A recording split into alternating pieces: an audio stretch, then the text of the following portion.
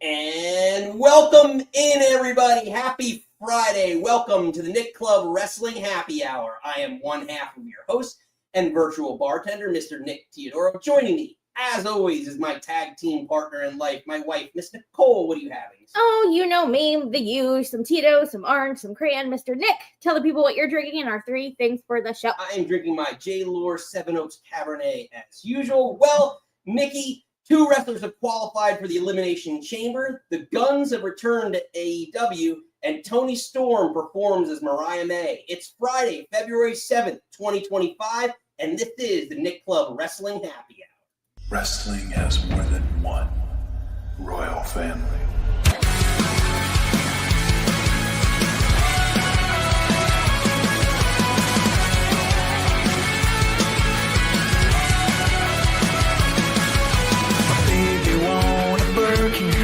She's been telling me all night long. Gasoline and groceries, the list goes on and on.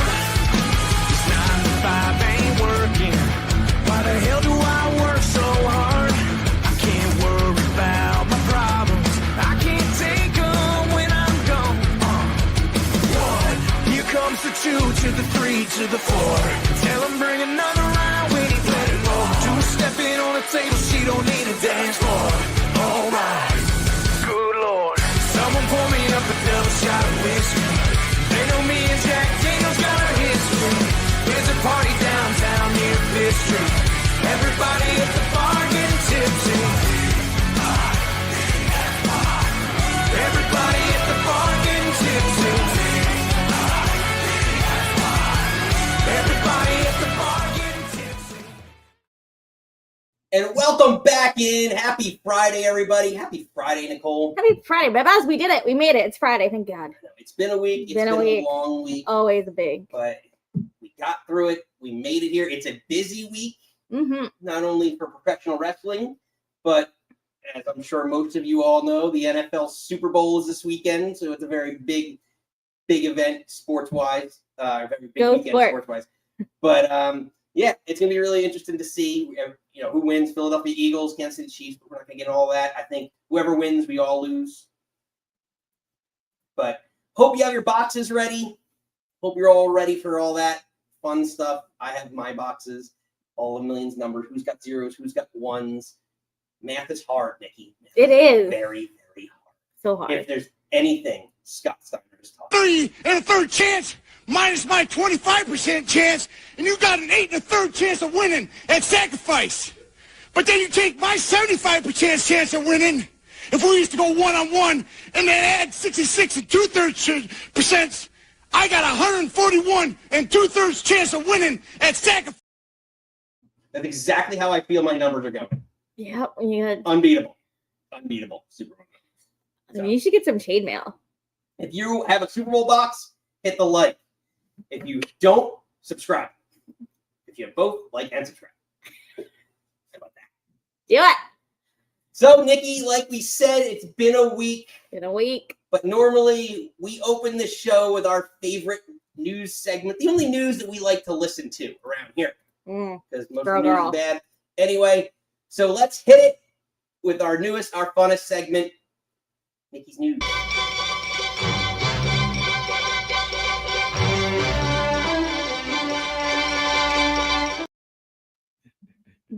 I feel like Nikki's News is always just sad stuff.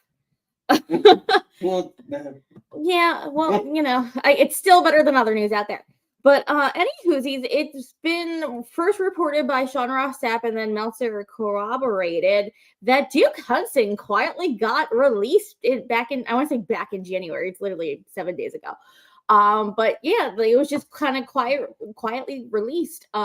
He came, if you don't watch NXT, Duke Hudson was in Chase U, put him up. He originally debuted 2021, 2022 on Raw as Brendan Vink, which is, I believe, his real name. But apparently Vince was super high on him. Yeah, that's right. Super high on him. Thought he's the way to go. Again, he's 6'5", Australian, not bad in the eyes. Okay in a promo. But apparently Vince was really high on him. But then he went back down to NXT and he was Duke Hudson. And he was like a gambling persona.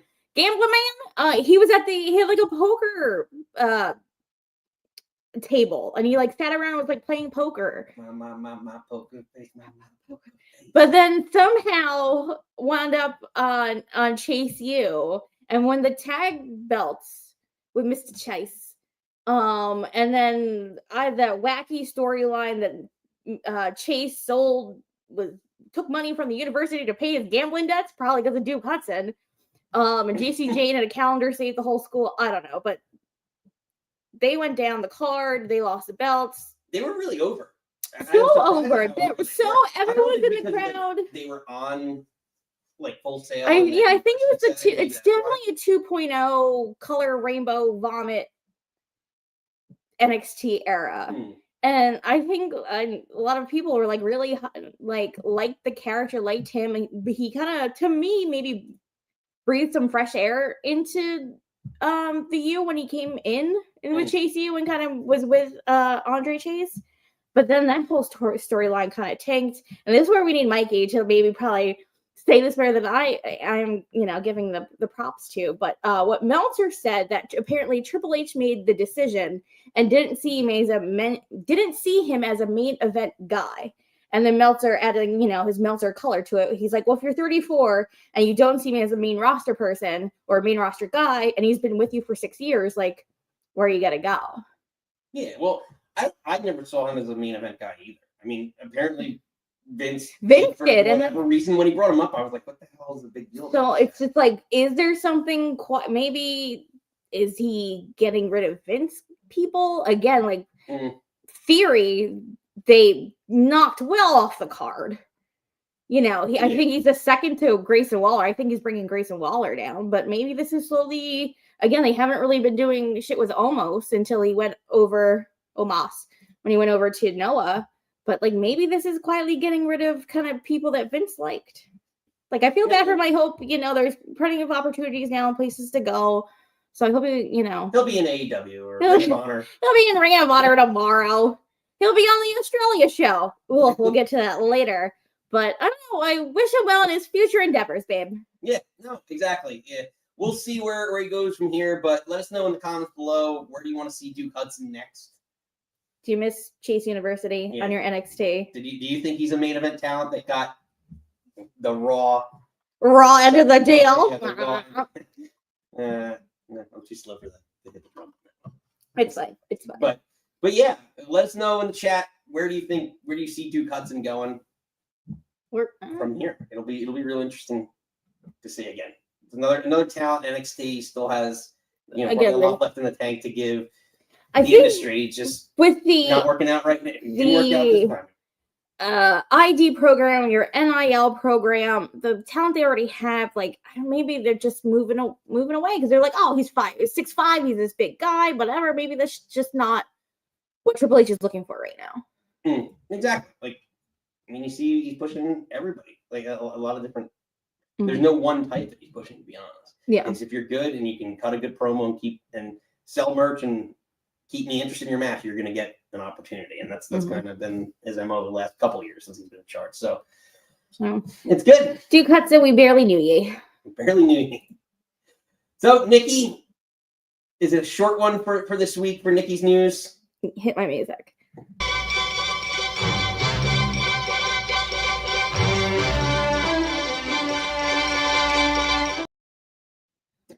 No. Talking about production. We don't have production meetings, and Nick just makes it up as we go. Yeah, it'll get there one day. Any Hoosers. I just, we try and trust the feel of it. But Nikki, we move along to our Monday Night Raw takeaways. Overall thoughts on Monday Night Raw? I think it's kind of what you expected from a post-Big 4 pay-per-view. You had to get through a 20-minute J entrance. And then we're already setting up, because, John Cena kind of teed it up at the press conference. Like, sites are already on Elimination Chamber. So you got your qualifying matches. I think we're already, again, once Royal Rumble, it's pedal to metal. We're getting to Mania, baby. Yeah, no, now we're heavily in WrestleMania season.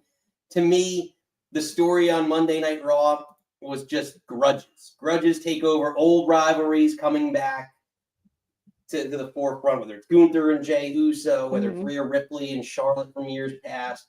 Rhea Ripley, Liv Morgan, that came up. So it's just one of those situations. I just think they all hate each other. We're seeing all old rivalries. Even at the end of the night, Sami Zayn and Kevin Owens, friends turn enemies, sort of. They're all just after one another. A lot of grudges. Nothing's getting through, so let me spell it out. A, B, C, D, E, F. You and your mom and your sister and your job and your broke-ass car and the shit you call art. Fuck you and your friends that I'll never see again. Everybody but your dog, you can all fuck off. Na na na na na na na. Sing it, Nikki. I love that dog. So like I said, a lot of rivalries taken over on Monday Night Raw this week. A lot of old grudges coming back. One of which that happens, we do see Liv Morgan, thanks to one of her grudges, her old rival, Rhea Ripley, qualify for the Women's Elimination Chamber. Nikki, what are your thoughts on Liv Morgan qualifying? Did she need to be in there? Do you think she was a lock to get in there, or did you like how it was booked? How she got there? I think it's definitely a lock of her being in the match for sure. I love that it like Rhea hit her, so then Io got the DQ. So I don't know if there's. I'm hoping this sets up more Rhea and Io. As much as we loved that rivalry, it needs to take a break. I don't necessarily, if Rhea's champion, I don't want to see Rhea live at Mania. I'd be okay with if Liv survives and ends up winning the title back. I just think it would just cement the last year and change for her. Then they shouldn't have taken the belt. Then it would have been but you know what? They made a mistake with Braun Breaker and they corrected it. So why can't you correct it? You can always change the pen. But yeah, ultimately, Liv Morgan gets the win because is your little chicken tender slut. Well, again, just the rivalry. Yeah, but also I still don't get how that just dropped. They were like snuggling, and her jackets now were like mimicking Dom jackets. Like, I said that you were watching this. I was like, what did I miss? That all of a sudden they're good again. Yeah, no. I don't know. I'm not sure. No. He helped her win one of the matches a couple weeks ago. Girl, get your standards up. But, one match after that? No. I don't know. Yes, Steven. Jay winning was a mistake. The Intercontinental title match was too early. It was a big mistake. Yeah, but Josh checking in.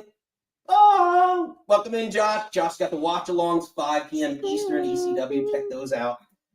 You did not miss the Toni Storm. No, we're doing Raw first and then getting to that. Don't you worry, because I got lots. I'm sure we all got lots to think about. But girl. Yeah, overall. Yeah, I feel like it makes, I don't know. I think we can circle back around to maybe Io getting in the chamber. I'm not mad at Liv being in the chamber, but I really do want to break between Rhea and Liv. I may be in the minority, but I also might be the Io match, or unless they throw Io in as like a triple threat. Yeah, but I also think that there's rumors that Raquel and Liv are going to take the belts off Bianca and whoever her tag team partner of the week is. If Naomi or Jay comes back and kills everybody. So I don't know. I think she's good in the elimination chamber. I think that's a huge spot that she definitely deserves, but I don't see her walking out. But we'll get to that in March. Yeah, again, it does set up, you kind of touched upon it, it does set up a little bit the Io Rhea match. There's kind of tensions boiling over between the two of them, so I do see something coming, whether it's a one-off or more than that. I'm not 100% sure. But we will see in the future. Again, it's WrestleMania season, so it never seems like anything's a one-off after Royal Rumble, but it could very well be. I'm not 100% sure. But that being said, she wasn't the only wrestler to qualify for the Elimination Chamber. CM Punk also qualified for the Elimination Chamber match this week. So, again, pretty good match overall. Yeah, probably what you'd expect for a main event match. I think they gave the audience what they're looking for. But any surprises here? I guess what are your overall thoughts on for the match itself? No, I think it was an even match. I don't think Punk like dominated Sami. I think when Sami hit the exploder towards the end, it was like, oh, maybe, but then you're like, no, CM Punk's gonna be in the Elimination Chamber. Do I want to see a showdown between Punk and Cena in the chamber? Yes. I want CM Punk to hit him with a GTS so bad. But yeah, I think it's a fun match. What you expected? I don't know. Not mad at it. Yeah, again, it furthers the stories because after the match, ultimately, Kevin Owens comes back and takes out Sami Zayn with his third now package pile driver to somebody. Again, now it leads us to potentially, is there a Sami Zayn Kevin Owens match? I guess where does Kevin Owens go from here? That's the only thing is what we speculated during our Royal Rumble preview. I think it's going to be that you watched Cody go up the ladder to get the belts. Why didn't you stop him? Why didn't you do something? And it's like, oh, you favor Cody, you favored Roman Reigns, you favor everyone over our, 20-year friendship. Again, it was Sami was the best man at KO's wedding. Like I think KO is just going to go down this rabbit hole of like just losing his mind. And again, his eyes, thank God, because that again is my big Nick energy moment. That looked vicious at Alabama Slam, but thankfully it's just his eye just looked messed up. Yeah. What's interesting to me about this whole situation is I know you hate my theory about a group forming and that's what we have to talk about. Sami Zayn, because prior to this match, Seth Rollins comes out and gaslights the shit out of Sami I think we like this. Maybe I don't know if gaslighting is the correct word. He is gaslighting. No, he's saying again. I can't defending gaslighting. But again, tell me where the lie is. He was like, he said you're not on his level, but you main evented WrestleMania. Like no. But again, he's trying to pump him up. He's trying to pump because again, he hates CM Punk so much that's the like beating him, getting the face me in the chamber, baby. And I was like, God, I love Seth Rollins. That's why I legitimately think that again, and the same thing that if you notice, right, friendship. Never ever. Yeah. But that's the theme, right, of everything that's happened. It's like in the last couple of weeks, even with the whole Punk thing, Seth Rollins said, "Why did you take Punk's side?" Right, like we've been up and down these roads for 20 years. Very similar talking track, very similar theme going on between the talk track between Rollins, Kevin Owens, and to some extent, even now Drew McIntyre, who wants to be friends with Seth Rollins. So I'm telling you, I really think I don't want to see Seth Rollins heel at this point. I don't. Again, but he's because you already have Drew as that heel that is correct. Again, tell me when I'm lying. Like of all this stuff between him and Punk, that rivalry that was so fantastic. I don't know. Is Seth going to be on that same thing? Like, and same with KO, a lesser extent KO. Like, I'm a heel because you don't like I'm calling out the baby face for all the shitty non-baby face stuff that the baby face did. I don't think we need another one. Stop trying to turn him heel. Leave him alone. They're going heel. The three of them are going to be a super faction, and it's happening. Write in the chat below if you agree with me. You know that super faction's coming. So hit all my like supporters. When you agree with me. Yeah. Not happening. Leave my stuff alone. It is 100% happening. So poor Nikki has to deal with that. And well, I'm trying to live it with them kids. Listen, I'm just saying. I don't know. I really think it was I really like that promo from him. Like like again showing like what CM Punk did. This is you need to step up. You need to make sure he doesn't get to WrestleMania. Like you're not on his level because you're better than him. Like I'm. Josh agreeing makes correct. Ugh, whatever. Coming. Let's Leave go. him alone. Let's go. I feel like that guy that yelled about Brittany, like leave her alone. Leave Brittany alone. Leave her alone. That's me yelling about that. I don't know. I'm sure when it happens, Nick's gonna throw a party and like throw streamers at me or something. But as of right now, I don't know. I just don't think. Again, you're so obsessed with heel face. Like I just feel like what Seth is doing now is good. Like it doesn't. To me, I don't need the label. Damn it! I need to know who to cheer and who to boo. I've told you this before. I know, and you're gonna tell me something every day, every week of this podcast. Yeah, until we get it right. Until we get it right. Until we know who to boo and who to cheer. Boo you right now. But let us know as we wrap up. That was the main event of Monday Night Raw. Let us know in the comments below if there's any other takeaways that you had from Raw. There were some other great matches that went on. Penta had a victory, on the evening. So there was a lot that did happen throughout the night. But if there's something that we missed that you felt was equally as important, let us know and we will address it. Or you can call in later and let us know what you're drinking, what you're thinking. But Nikki, we move on. Yes. Go to AEW Dynamite. I know, and I feel like with Royal Rumble, with so much going on there, I feel like we haven't really gave AEW a shine in a while. I know. Well, it's going to be a very heavy AEW week, especially this week, and I think next week going into, I almost called it the Aussie Open. I don't know why. It's a tag team. The Australian Grand Slam. Grand Slam that's at 2:30 in the morning Eastern time. I don't know. Tony's like, it's such a great lead-in. Like, you literally have the NBA All-Star game, and then you do all the press and shit after the All-Star game, and then we get to watch Dynamite. Yeah, there's a lot that went on. Before we get to our two big takeaways from Dynamite, just on the back burner, some of the auxiliary top takeaways that we had from Dynamite. Obviously, you see Ospreay and Omega, that union, that's the tag team.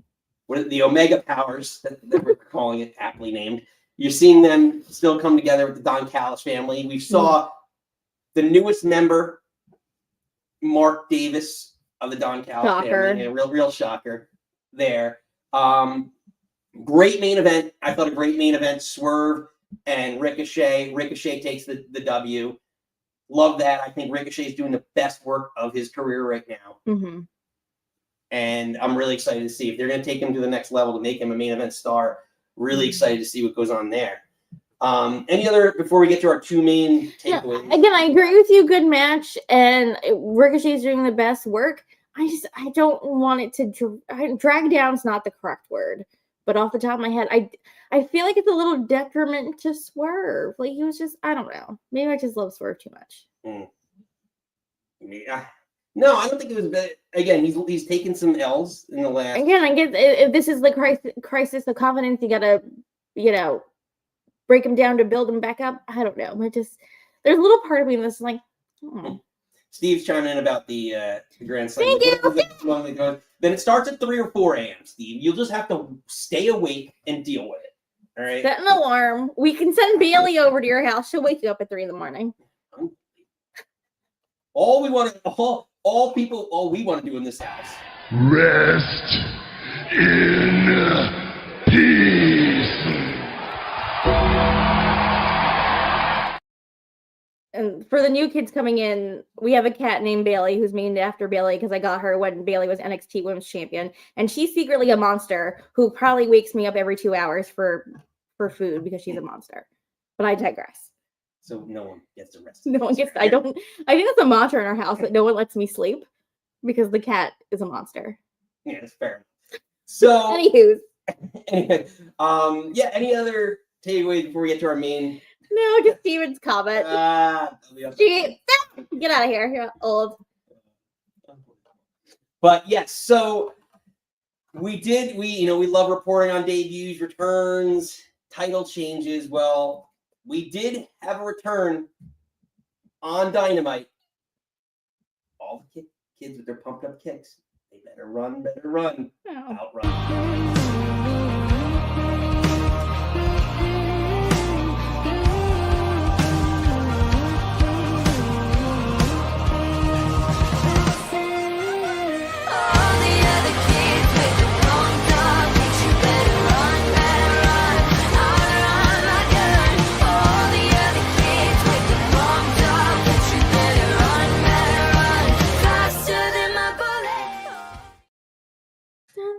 Nikki, the guns are back. Guns up. Guns up. Guns up. I know. I can't remember. I was telling Nick. I can't remember. One of them was injured, so they kept them both off TV.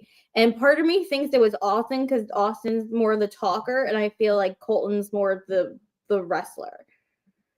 If that makes sense. Not that Austin can't wrestle, but I think he's more the heavy of the group. But I think it's interesting that Austin's a taller one, right? No, Austin's the shorter one. Oh, Colton's one? Austin's the one with the hat. Okay. Colton is the one with he always has the high Colton's the one pony. that seems like, And he has a tattoo, the tattoo in his armpit that kills me. But yeah, no, I feel like Austin's more of the talker and Colton's the more in-ring one. Again, disagree with me or agree with me in the comments below, but that's my theory on them. So one was injured, they're back, obviously calling out the Hurt Business. Obviously facey faces, which I'm trying to remember when they were out. I don't remember because again with the Gun Club, or whatever they were, the Bang Bang Gang, like there was like the heel, not heel, face, not face, and then like Juice being gone, Juice coming back, and Juice leaving, getting injured again, and now Jay White is kind of on this babyface running, like he's tag teaming with the Copes in Australia. So I guess it makes sense them coming back as baby faces again after, you know, we call it they confront the Hurt Business, and then MVP was like, "Oh, you're just the ass boys." They're like, "We got 2 words for you, guns up," and it's like sort of kind of embracing that as the faces. Well, they were super over. I was shocked. Like I told you, I was like, I can't believe how over they were. And I thought that they would maybe leave the company to go elsewhere to have more of a push, because I really think that they actually have a tremendous upside, and I forgot they were world tag team champions, and that tag team division that's taken such a hit for the last couple of years. I think now you have the opportunity of one of the teams that have been there basically since the beginning that you've built up homegrown to bring them back, and I'm just worried that like now the Guns are just going to get fed. Yeah, right. That's what I'm worried about, and like I just think they just won the belts. Like, this is kind of a lose-lose booking situation. Like, did you bring them back as just maybe Tony doesn't see them as a big a deal? Like, and I don't think that, like, let me get this right. I don't think that they're the greatest tag team. I think they're good. But with the division that AEW has right now, I think that they are near the top. I just feel like you have FTR, you have like Hurt Business looks good, or Hurt Syndicate looks good so far. Like, I don't know, you're trying to build it back up. Obviously, you saw a little bit about that with what's it called? Not Hounds of Justice, Hounds of Hell. With Buddy Matthews and they Hell that someone tell me it's the Hounds of Hell or Hellhounds. Brody King and I think it's Buddy Hounds Matthews. of Hell. Yeah, like I think it's but Hellhounds, whatever. But regardless, like they're trying to build back up the tag division, and here's a tag team that already has championships to their name, and you put them in is it just to build up the Hurt Syndicate as the champions? That doesn't do much when you have already a weak division. Right. You know? I think the problem, like, obviously Bobby Lashley and especially Shelton Benjamin are fantastic in the ring. Again, I don't feel like they're very entertaining. They don't, like, personality-wise. And then, like, you have... No, I'm saying Hurt Business, Hurt Syndicate. No, Bobby and Shelton. Great in the ring. Personality-wise, again, I think that's why you have MVP there, because you kind of need a talker.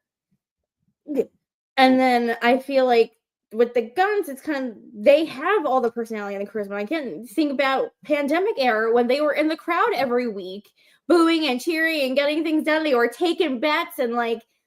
For me, they have more personality. And again, like talking when the famous quote from HBK, and when we talk to Al Snow, it's just like, give me like charisma and passion. Like I can teach you how to wrestle. Mm. So I feel like, I'm more interested in the Guns coming back than the Hurt Syndicate at this point, to be honest.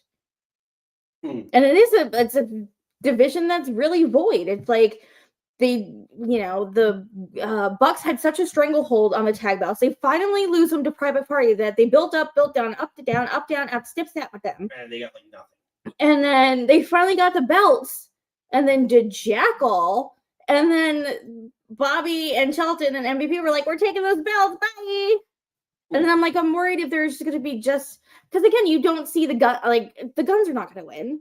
So again, this tag team coming back that are super over, that everyone yelled Guns up. And again, they have the Guns up that you can yell, the ass boys you can yell, like the crowd is going to be behind them. They have I love their entrance. We were talking about that before we came on. It's just like when it's black and they have the spotlight with the silhouette and they do the 360 around and like they have a cool entrance. Like I just feel more behind them, but I know they're not going to win. And it's just like, why do I care? Yeah. Yeah. And you're just bringing them back again to feed. Exactly. Well, I think it's to feed what they want Lashley to be a mega heel. So you're bringing these baby. Keep him along like the mid card tag team track for now until they have what they feel is the right storyline. Well, I feel like it's going to circle back around to Swerve. Yeah, I mean, it will circle back to Swerve, but like the question is, do you put the title in that feud? Like not a lot the main of things, like if anything, then again, we haven't been watching Collision, but what the fuck is Brian doing with the Daniel Garcia doing with TBS? The TBS. No, TNT. Yes, TNT. No. Both of their mid-card belts are like to me non-existent. Again, I'm super excited when Daniel Garcia won. I think that little boy needs to go to NXT, and I feel like that would have been better for him. But like, I'm assuming Tony Khan threw money at him. But like, where's he been? He was the AEW flag till he died. Hasn't been on Dynamite. Again, I'm sorry we don't watch Collision as religiously as we should. But it's just like I don't. As right now, I don't. If Bobby takes that belt off Mox, like no, thank you. Yeah, I can see it. I don't care. Like, Tony made me care about something. Steven says any challenger to a title has to look like a truly credible winner before the match, not during. Yeah, agreed. Very insightful, Steven. Yes, very, very like philosophical. So that was one of our big takeaways. But Nikki, girl, we had a very interesting, one of the best storylines, in my opinion, in the last year in AEW. I'm wearing my Toni shirt. Toni Storm, Mariah May, and Toni Storm comes out cosplaying, performing as Mariah May, and I will just say this in the words of Justin Timberlake: it was like looking in a mirror. It's like you're my mirror, my mirror staring back at me. Couldn't get any bigger with anyone else beside of me. And now it's clear as this promise that we're making two reflections in one. It's like you're my mirror, my mirror staring back at me, staring back at me. Aren't you something to admire? 'Cause you shine. Nikki, I love this so fucking much. My video or the song or everything? I did not expect you because I was not expecting Justin Timberlake, to be honest. I thought I was expecting something a little more sexual. But I mean, she did enough sexual stuff in the video to keep true. But I love it. I can't remember now off the top of my head, but like Justin Roberts said, it was time with Toni Storm playing Mariah May, or Mariah May played as Toni, whatever Justin Roberts said. Yeah, Toni Storm as Mariah May. And then she came out, and it was just like, I loved, she still had her gray hair, but these like shitty extensions coming down. And she did all the mannerisms great. And then obviously Mariah May's on commentary, and Excalibur just leaning into it, kept saying, "Oh, Mariah, oh no, it's Toni," and then kept calling her Mariah May, and Mariah May was getting more and more pissed off. And they basically kept panning back and forth between Toni coming out and Mariah's face, and just like Mariah played it fantastic. Again, she's very underrated, I think. But it's gonna be such a good match. I really liked their first match. Again, I think Toni's getting that belt back, but I think this is so great of like her, like she went crazy. We haven't seen her. She came back and she's like this like plucky, like back to NXT Toni Storm.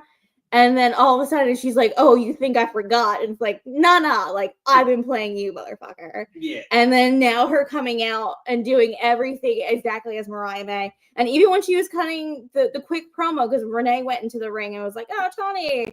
And then she was talking like in that British accent, but not necessarily her timeless Toni accent, but it was very much her Mariah May. It's like, you know, I'm the woman from hell, and it's just like I'm not doing an accent well, but I'm just like, it was so good. It was so flipping good. And I feel like Toni is just like on another level. And I think this is because we like wasn't sure what's gonna happen when she lost at Wembley and lost the belt to Mariah, and I said that pretty good.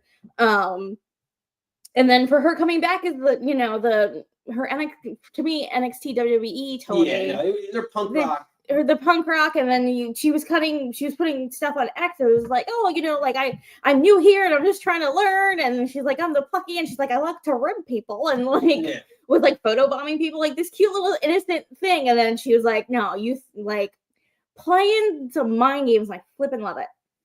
I might still have it. Give Toni all the things. Toni time? Let me see if I can find it. Yeah, Toni time. Yeah. Might take me a second. But yeah, like it was. And then like her hitting the Mayday, obviously to beat Queen Aminata. I think it was also a fun match.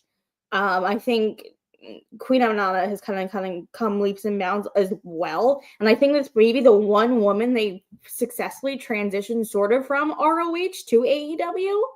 Or she was on AEW, then they kind of put her in ROH and she's back up. I kind of feel bad that she's kind of the third woman in this, you know, tango. Well, now here's the Toni time. Mercedes Moné. Icon. Mariah May. Best in the business today. Okay, what if I said timeless? What if I said timeless Toni Storm? No.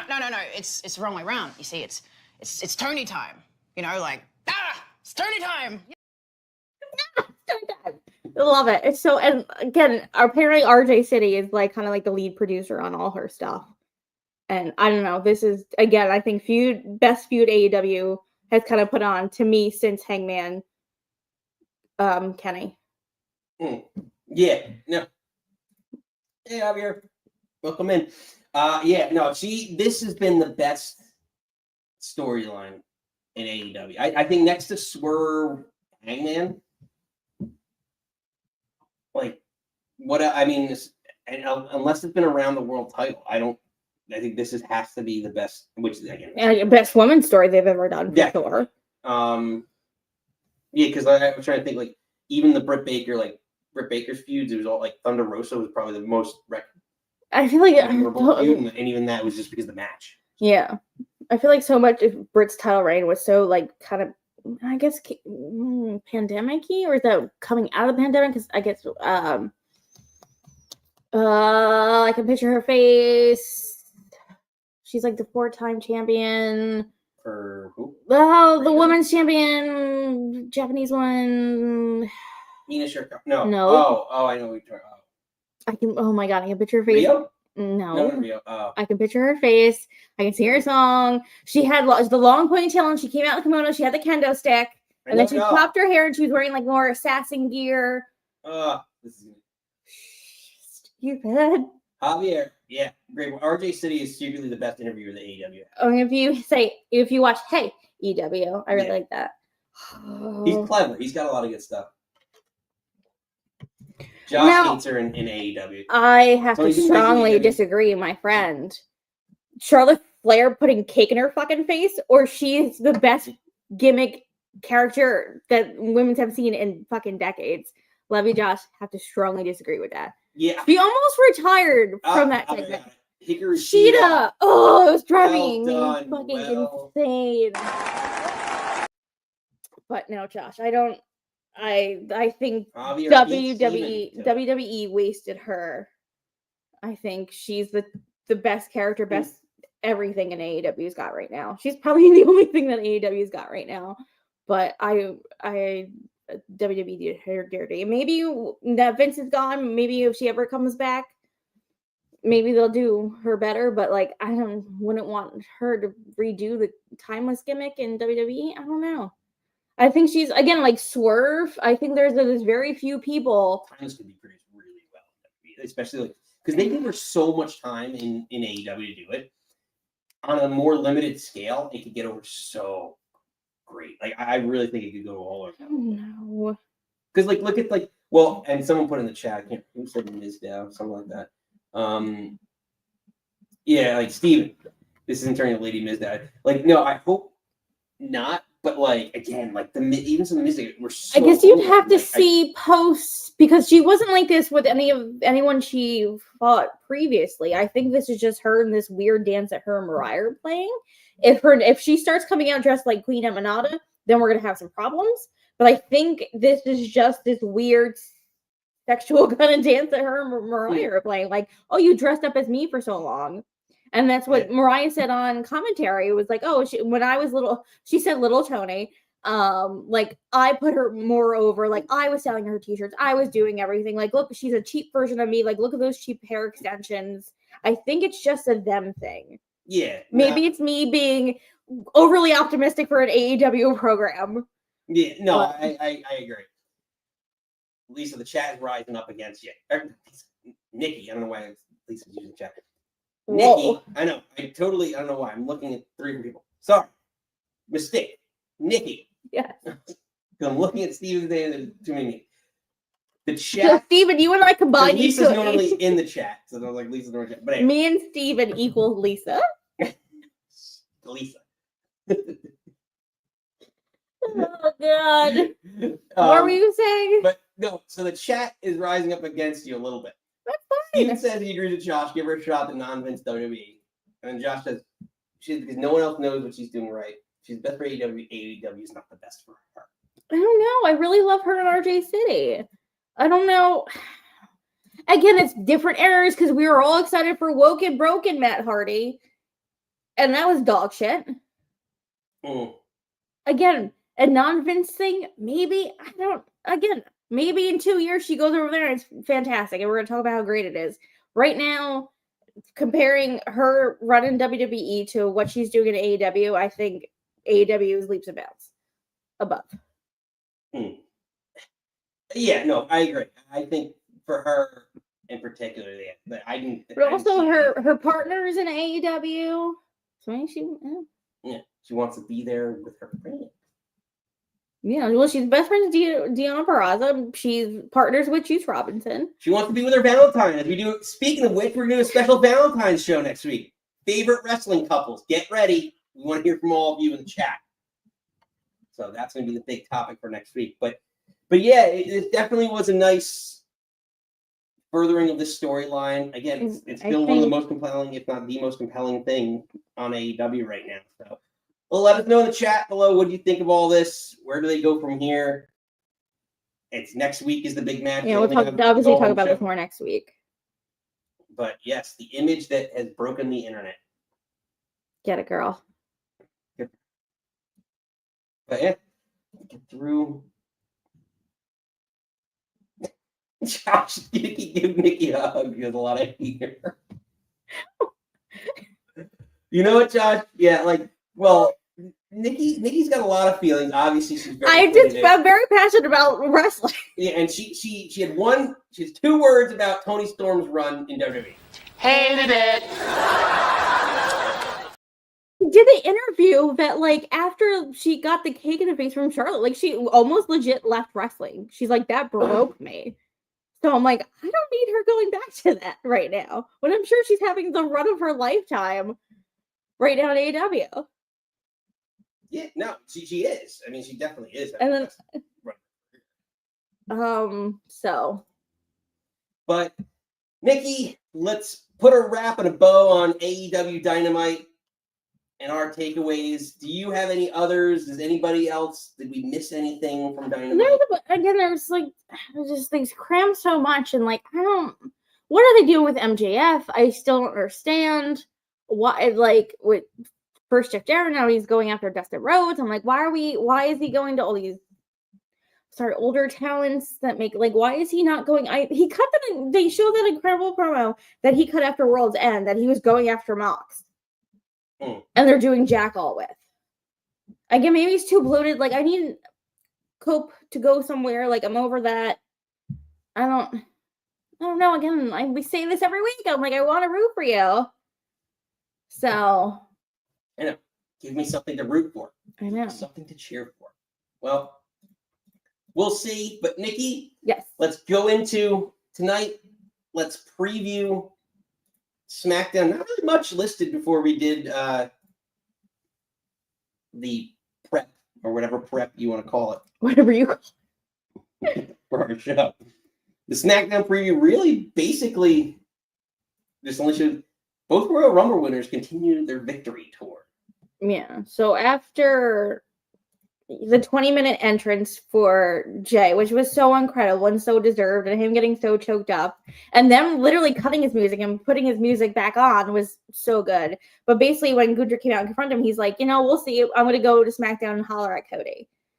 And then kind of seeing what people are kind of saying on the internet, wouldn't that be interesting? Is this kind of downfall of Cody of losing all his friends? So wouldn't that be the ultimate kind of thing of, someone I thought was my friend. We were a tag team partner. Remember that iconic press conference? It's like, do you feel him, sir?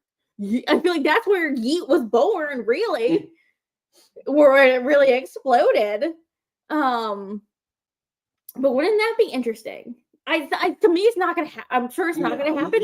But wouldn't just the promo kind of off tonight, that the potential that could happen when he's like, I'm gonna holler at Cody. Like, I just think it's gonna be a fun segment, interesting to just to throw to be different. I think that's gonna be interesting because again, Gunther comes in, you're not my level, blah blah blah blah blah.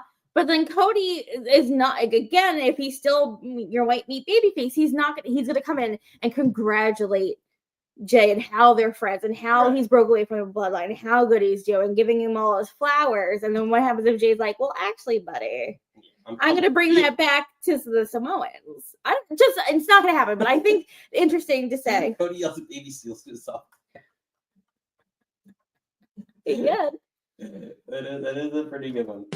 So I don't know. And so be interesting. I don't think it's gonna be Cody Jay, but I just think it'll be an interesting dynamic for tonight. And where that spins off is KO going to come out and hit another pile driver on someone? He's pile driving everybody. He's doing the Oprah free. I know, and it just makes me feel sad because I really like Pentas, and Pentas never gonna be able to do it. But maybe you never know.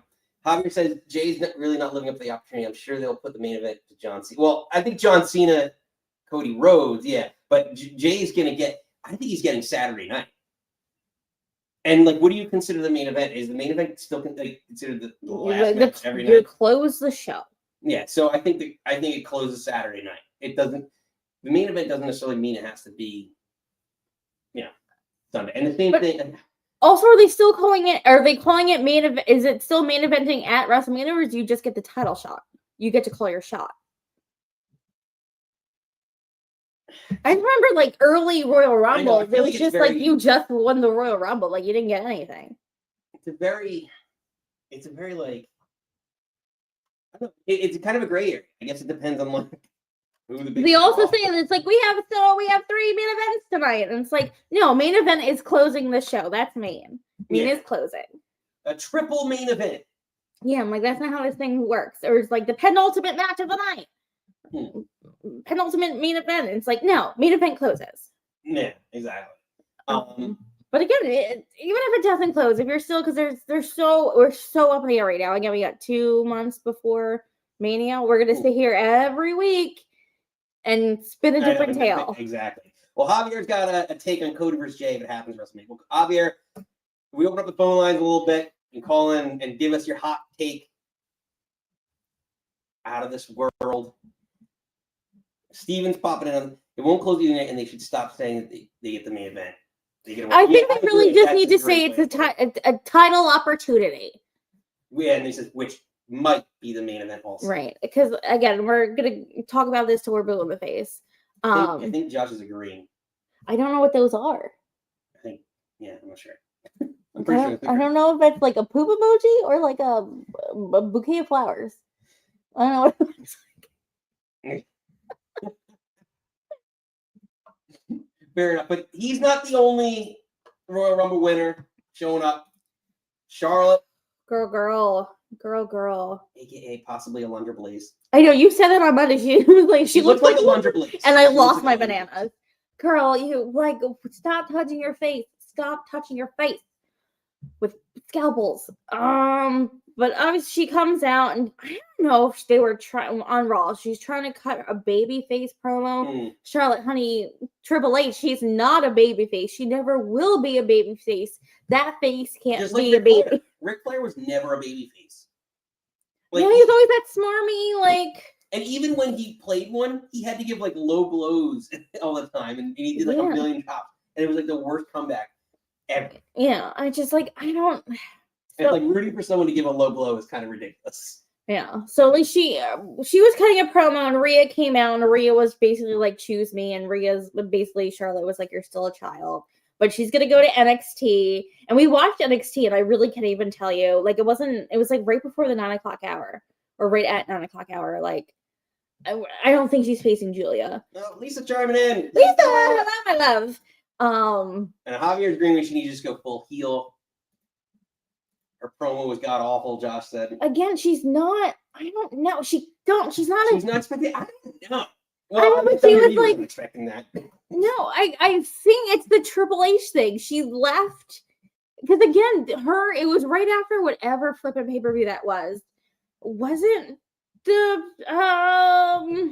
was the Survivor Series or whatever? Like her and Becky were like sort of being besties again, and they cut that promo or did the press conference, and they're like, "Oh, where's this gonna go? Is this gonna be a tag team?" We're like, "I don't know. We just became friends again because they didn't like each other for a very long time."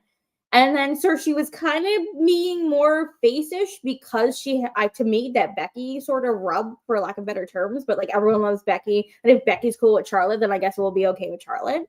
But she left with a devastating injury, came back, I think maybe earlier than anticipated. So again, coming back to Royal Rumble, have your knee brace, you win the Rumble, okay, Triple H. And then he cut that promo on Raw, and everyone loved him, and we're all Triple H people again. Or I never left, but I don't know if they expected the same thing. It was like people don't want to see Charlotte as a face. Yeah, no, I mean, and she's like, "I still love you." It's like, shut up, like, stop it. I don't want you to hear you love us. I feel like as fans, we always want to see something new. But I guess this leads to tonight because it's gonna happen, right? What are your expectations for the first Tiffany Stratton Charlotte? Yeah. So again, tonight she's advertised to go against Tiffany. To me, I think that's the match. And if she doesn't put Tiffany over, I'm gonna be real angry. Well, I mean, yes, that's a head. But I know we're gonna loop around this. What I want every to week. see is what I'm curious to see is the verbal altercation between the two. Like, how does can Tiffany? I think she can hang. I think how she does she can hang with Charlotte on that level, right? Like, but I think that's the thing that the crowd at this point are more Team Tiffy than they are Team Charlotte. So even if Tiffy may be I don't want to say not as strong because I don't think Charlotte's a strong promo either. But with the crowd behind her, I think Tiffany will do fine. Joe.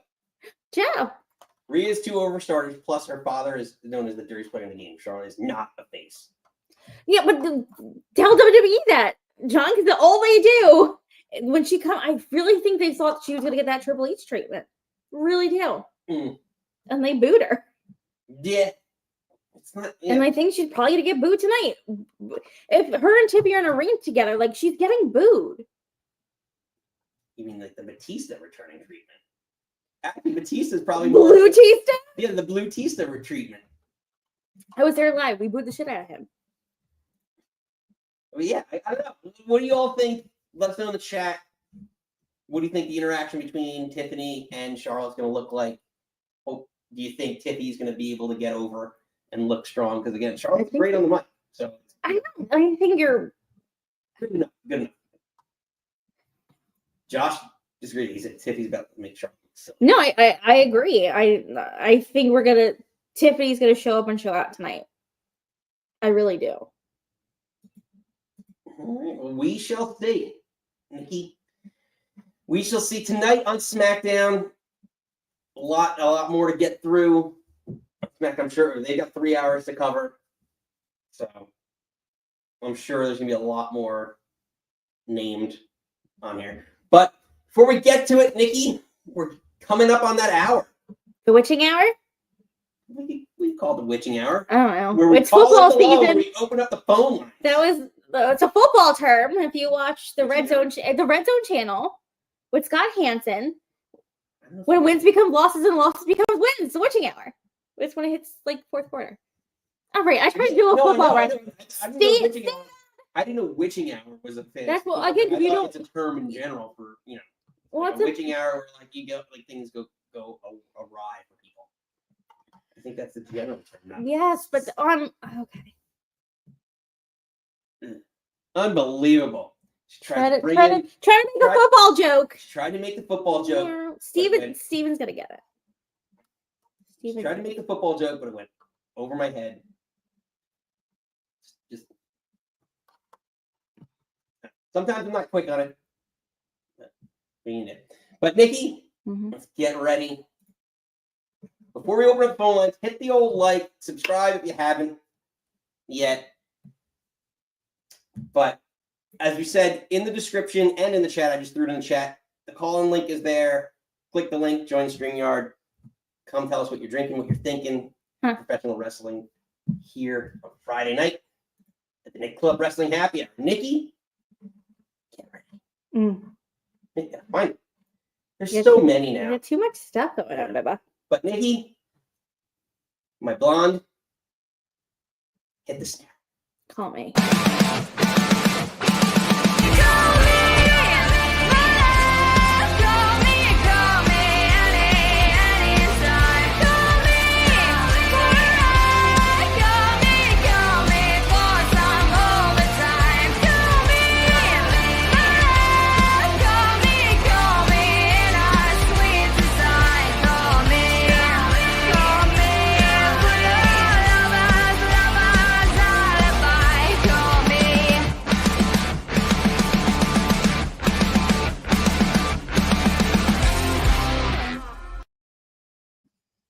All right, phone lines are open. Get through a couple quick comments. Josh said Charlotte used to be good on the mic. She's being a heel and cutting a heel promo, yes. Yeah, that's true. When they're shoving her, yes. All right, that's fair. Lisa says Tiffany versus Charlotte battle of WWE blondes. Yeah, that's what it's gonna be. I think that's what it looks like for sure. I'm like old school, new school. I feel like Tiffany's the new. I don't need Charlotte to beat Rick's records, title or divorces. She's gonna beat both of them. She's gonna beat both. Both of them are getting beat. But I hope not at the expense of Tiffany. Tiffany needs to go over. Fair enough. Well, Nikki, lines are open. Let's hit it with a regular. Say his name and he appears. I believe in Steven. All right, ready?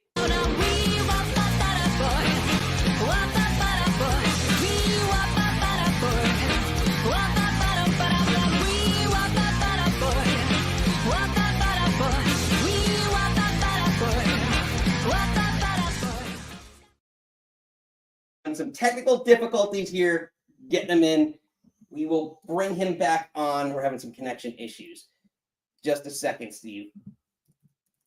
But 1 second, I'm just doubling down. But before we get here, you never know as we correct those issues on that connection front. Like I said, Nikki, it's a Nick Club Wrestling Happy Hour. You never know who's going to show up. This week, we have a very special guest. We've been working on this for a little while. You know, I used to write, still write. Love writing. We have friends in the chat, fans in the chat who love write. Lisa, our published author friend, loves it as well. But tonight, we have a very special guest on the line. A new author friend. A new author friend. A new friend in general. But he is the author of multiple wrestling books. I think he had it. Oh, I had it. Oh, I was gonna run it down for a whole reason. He did a I whole did. I was thing. gonna. Okay. She is. This is one of many. We are very excited to have him on. Ladies and gentlemen, we bring him on.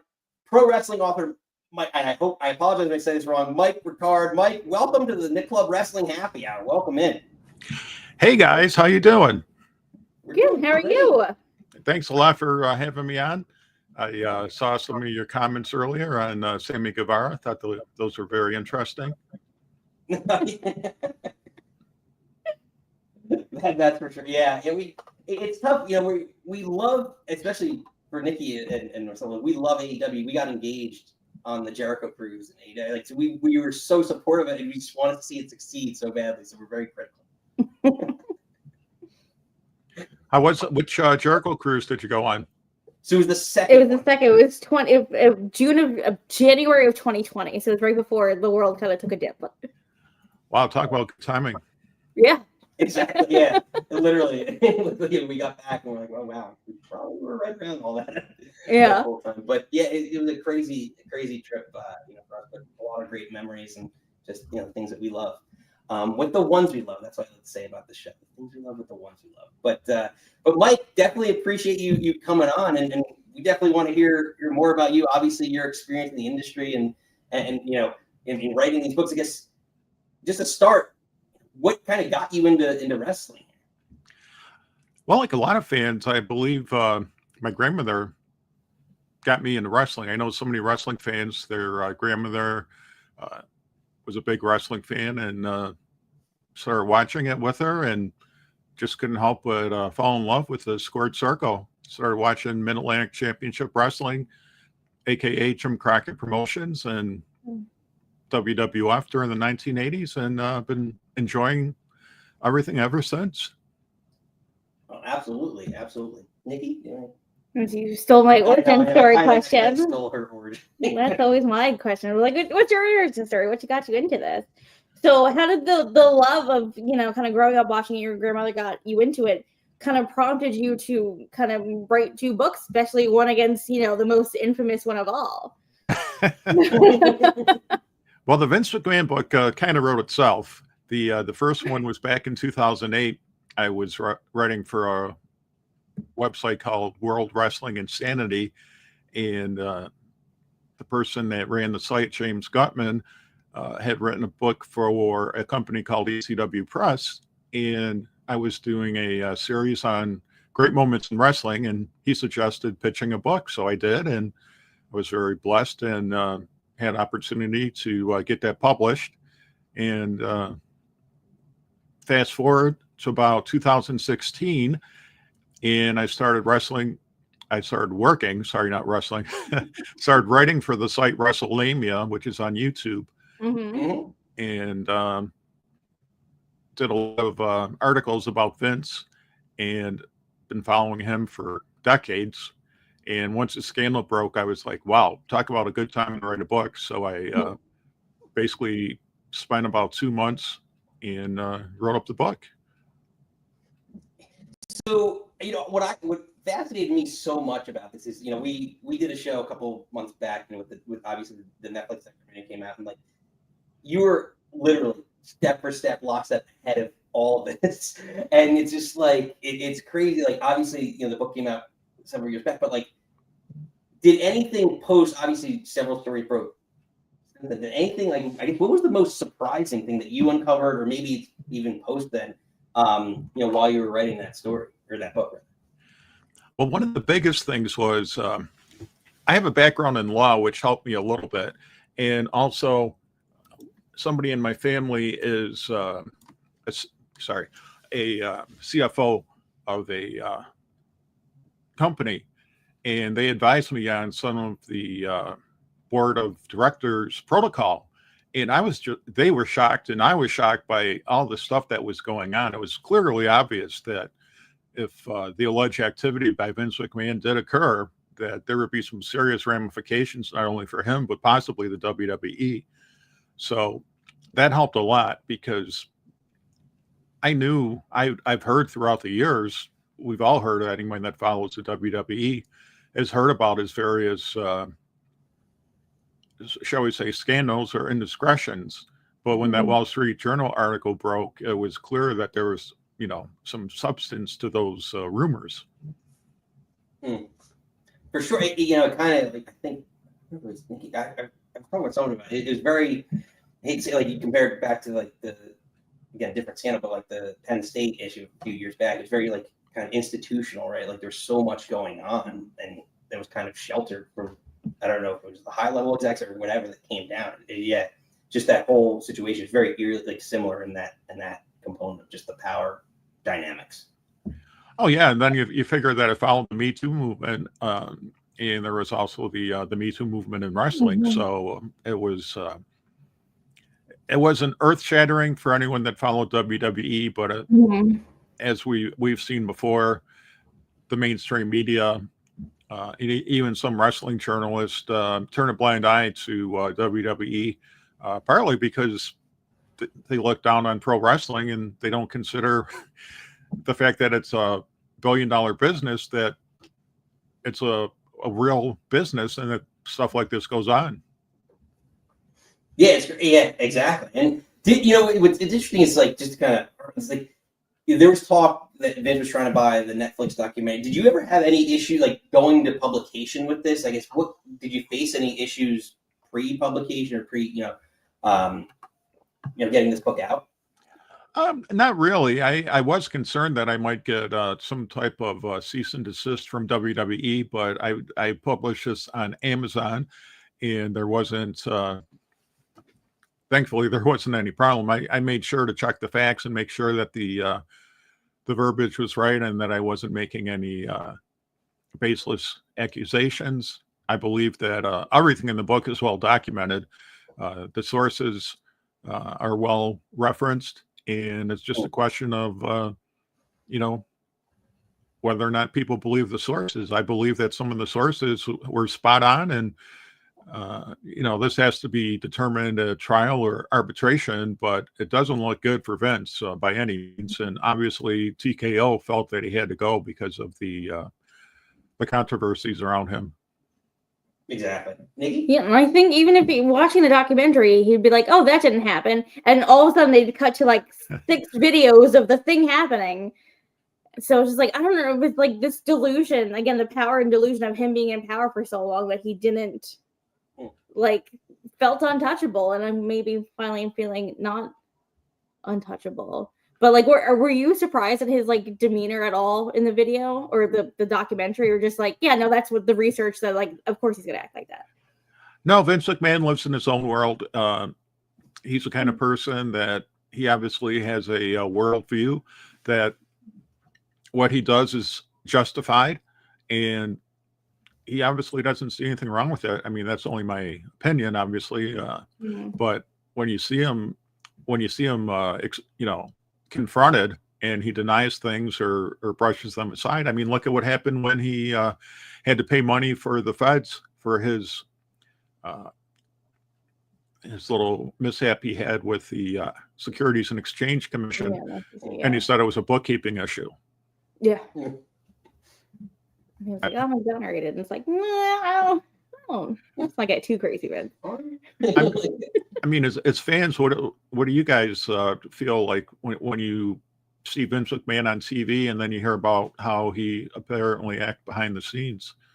It's tough. Like, for me, it's so tough. Yeah, it's like one of those, like, I attribute it to, and it's funny because the other day we were walking through the hallways and someone was singing, like, it was a Michael Jackson song. It's like, it's like, how do you separate? Like, I feel like there's a way you can, but you're also like, like, you're just like, I hate supporting the person, separating the person from the artist. Yeah, and I think it's similar in that component. And it's for me, I feel like it's coming from a female perspective. It's so hard because I grew up watching the Attitude or rewatching that documentary. It's all the stuff they showed. And I was like, I was allowed to watch this. Like, this happened, and it's like feels a little gross. But like, we wouldn't have like where it is today or post that or how much I love pro wrestling. And as much as he's the reason why we have this, I wouldn't let him being crappy ruin pro wrestling for me. So it's gotta separate the two. And again, like on our podcast, I try to be like name redacted or we don't talk about him or like, and it's hard because how can you not? And like going into Royal Rumble season, we go back and rewatch all the old Royal Rumbles, and obviously the one that he won or the one he's commenting on, I'm just like, ugh.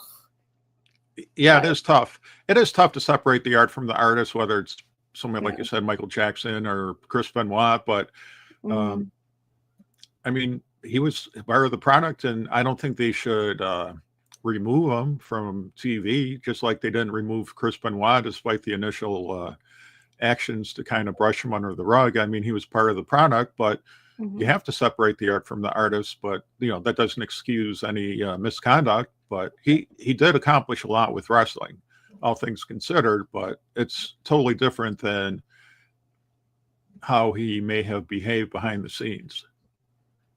Right. Agreed. It's a fine line. Well, let's take it to a little bit more positive. I'm gonna pivot. So your other book, Greatest Wrestling Moments, like, could you like maybe book aside like your kind of like Mount Rushmore of what you think like greatest moments are? Oh, the problem with Mount Rushmore is there's only 4, but let's see. I would say, and I qualify this with Wrestling's Greatest Moments only covered 1980 to 2008. So there's a lot of good stuff that's happened since and a ton of good stuff beforehand. I'd say Hulk Hogan winning the WWF Championship, formation of the Four Horsemen, NWO, and Austin 316, Attitude Era. Yeah. Now, how about you guys, though? What would you think are the best 4? Definitely NWO's got to be on there as a moment. Yeah. Yeah. I think 316 because he was just such an iconic. I agree with you, those two. Do you have to go Screwjob? Because that birthed what we're here talking about, this Vince McMahon character that he was now this on-screen sort of, authority figure. And that's what, I know I think that's what people also forget is like his promo of him cutting a promo on Jake the Snake before he won or after he won King of the Ring. It was like, you have your Psalms, you have your John 316, well, I have Austin 316, so I just whip your ass. But then he didn't get the title shot for a hot minute in between. Oh yeah, it's one of those things. It's funny you mentioned that, Nikki, because I talked about this in I have a YouTube channel called Wrestling's Greatest Moments. Cheap plug there. And I love it. We just did a video on some what ifs in wrestling. What would happen if, say, Ric Flair's career had ended after the plane crash in 1975, or what if Hulk Hogan stayed in the AWA? If it wasn't for the Montreal Screwjob, I don't think the Attitude Era would have ever started. That's a great point. And Austin, with Austin 316, I see that as it's something that people can point to as a historical landmark, even though there were many other factors going on. Like you said, Mr. McMahon, if there is no Mr. McMahon, there's no Austin versus McMahon. Also, DX was Attitude Era way before this stuff. But Attitude Era really didn't take off until Austin versus McMahon, and that was totally due to the Montreal Screwjob, as you said. Yeah, now I'm trying to think of like the other 2 that I really like. And then do you go like the rise of John Cena?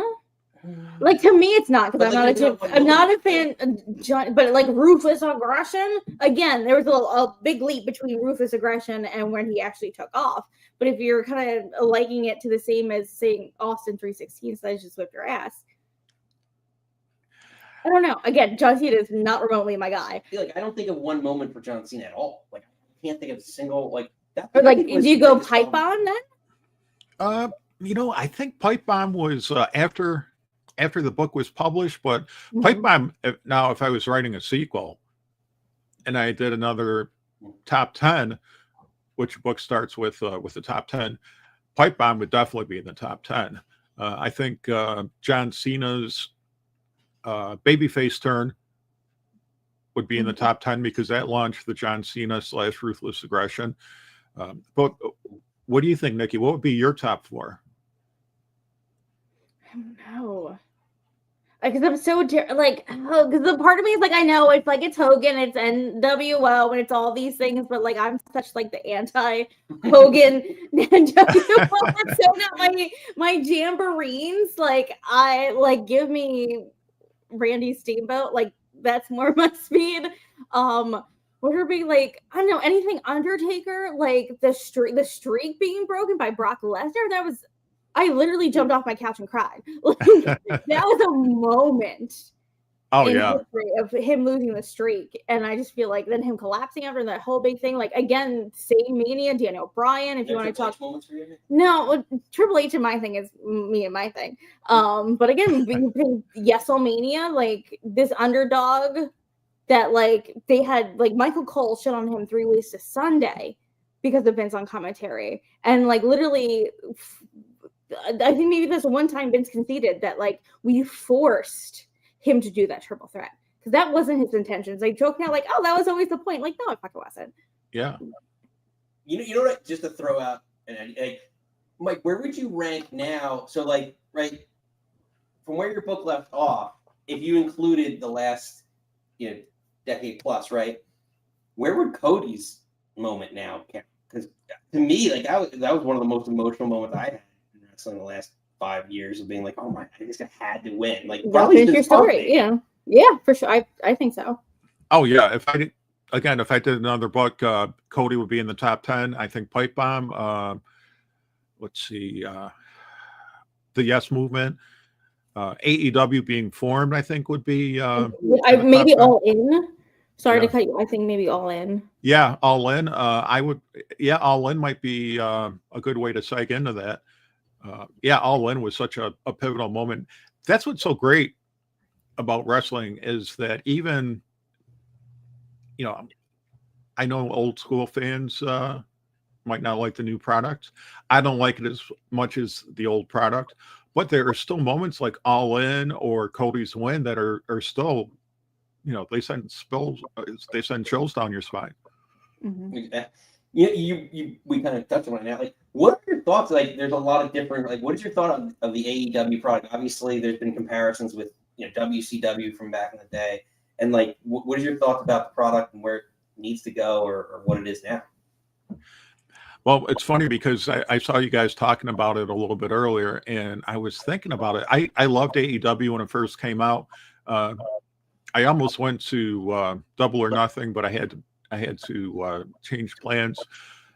And I think the biggest problem with AEW is its success was greater than they expected. I mean, they were pulling in 1 million viewers, destroying NXT at times, coming close to Raw and SmackDown. But the problem was they thought that their product was so good, they forgot that a lot of the people watching AEW were watching it because WWE was so bad. And I think AEW got lazy. And when Triple H started changing things around and WWE fans started coming back, I think some of those fans are AEW fans who are, one, getting tired of the AEW product, especially after Punk left, and two, AEW just kind of had a sophomore slump. Even though it wasn't the second year, they kind of fell into a rut. I couldn't agree more, like at all. Like that's so spot on. There's so much with like, and we get all hyped because we do a lot of this on the show, like who returns, who debuts, like, and you get a lot of that push, that boost from all that. And I feel like Tony was going out and signing this great talent and assembling this great roster, and we were like, I remember it was like week after week, it was like out Malachi Black and like Adam Cole and Bryan Danielson and obviously Punk, but like, and it felt like it's like all these guys are main event caliber guys. And it's like they're going to AEW, and I can't wait to see what feuds happen. And just as soon as you got there was no booking. There was nothing. What do you think though? Do you think, because you're right, they signed some fantastic people. There's no doubt the people they signed were all quality talent, whether it was veterans or rising stars. But what do you think? Do you think they need to get rid of some of these talents? Do you think that they need more TV time? How do you think they could use them better? Book them better. Give me some story. Again, one of our cars and I have this conversation all the time. It's like, do I love a good flippy do match? Yes, I do. But do I also need some story sprinkled in? Yes, this is why we're here. Like, we're here for the stories. We're here for the soap opera. We're here for the drama. And I need you two to hate each other so much that I need to see you smack each other around in the ring. When there's nothing to that, you can only do so many flippy do matches. And I think there's these pockets of, we were talking like Hangman Swerve, Hangman Kenny. We're talking about Mariah and Toni. Like, there's these pockets of beautifulness surrounded by dog shit. Will Ospreay's just a guy. Like, make me care, make me buy in, give me a reason to care. Because again, the matches are top. Of course, you have the best. You do have the best wrestlers, but make me care. Give me something I can sink my teeth into. What about you, Nick? What do you think are the biggest problems with how they're using talent? It's very like Nikki and I it's tough doing the show sometimes because like we agree so much on some things, and it's just one of those like, yeah, like you sign this guy or girl and well, I should say, and they come in with all this momentum because they were maybe a champion or world champion, dare I say, like in WWE or wherever, like some other promotion, and there's just no buildup other than here's what you're gonna get a month of squash. What I will attribute to AEW squash matches, because they don't do squashes, they just do longer form squashes. I would That's true. Like, it's just like you know who's gonna win. Like, it was the other night, Nikki and I were watching. Who was it? I'm gonna get it wrong. Mark Briscoe, right? Mark Briscoe. Mark. And Mark Briscoe and who was he facing? Hobbs. It was a match of him and Lashley. It was Lashley. No, because there was just like, why?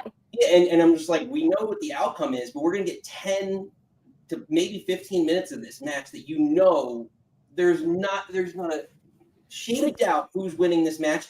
And it was like Lashley's second match, or maybe even. And then then Mark got over more offense than you think. Mark, because Mark's a smaller dude than Lashley, and then like he was hitting his moves off the top rope, and like Lashley's selling them, and it's like, well, who is this benefiting? Like, if you're supposed to make Lashley look like a monster, you have a million guys backstage, like Ashley Andretti or whatever lower mid card guys you've got.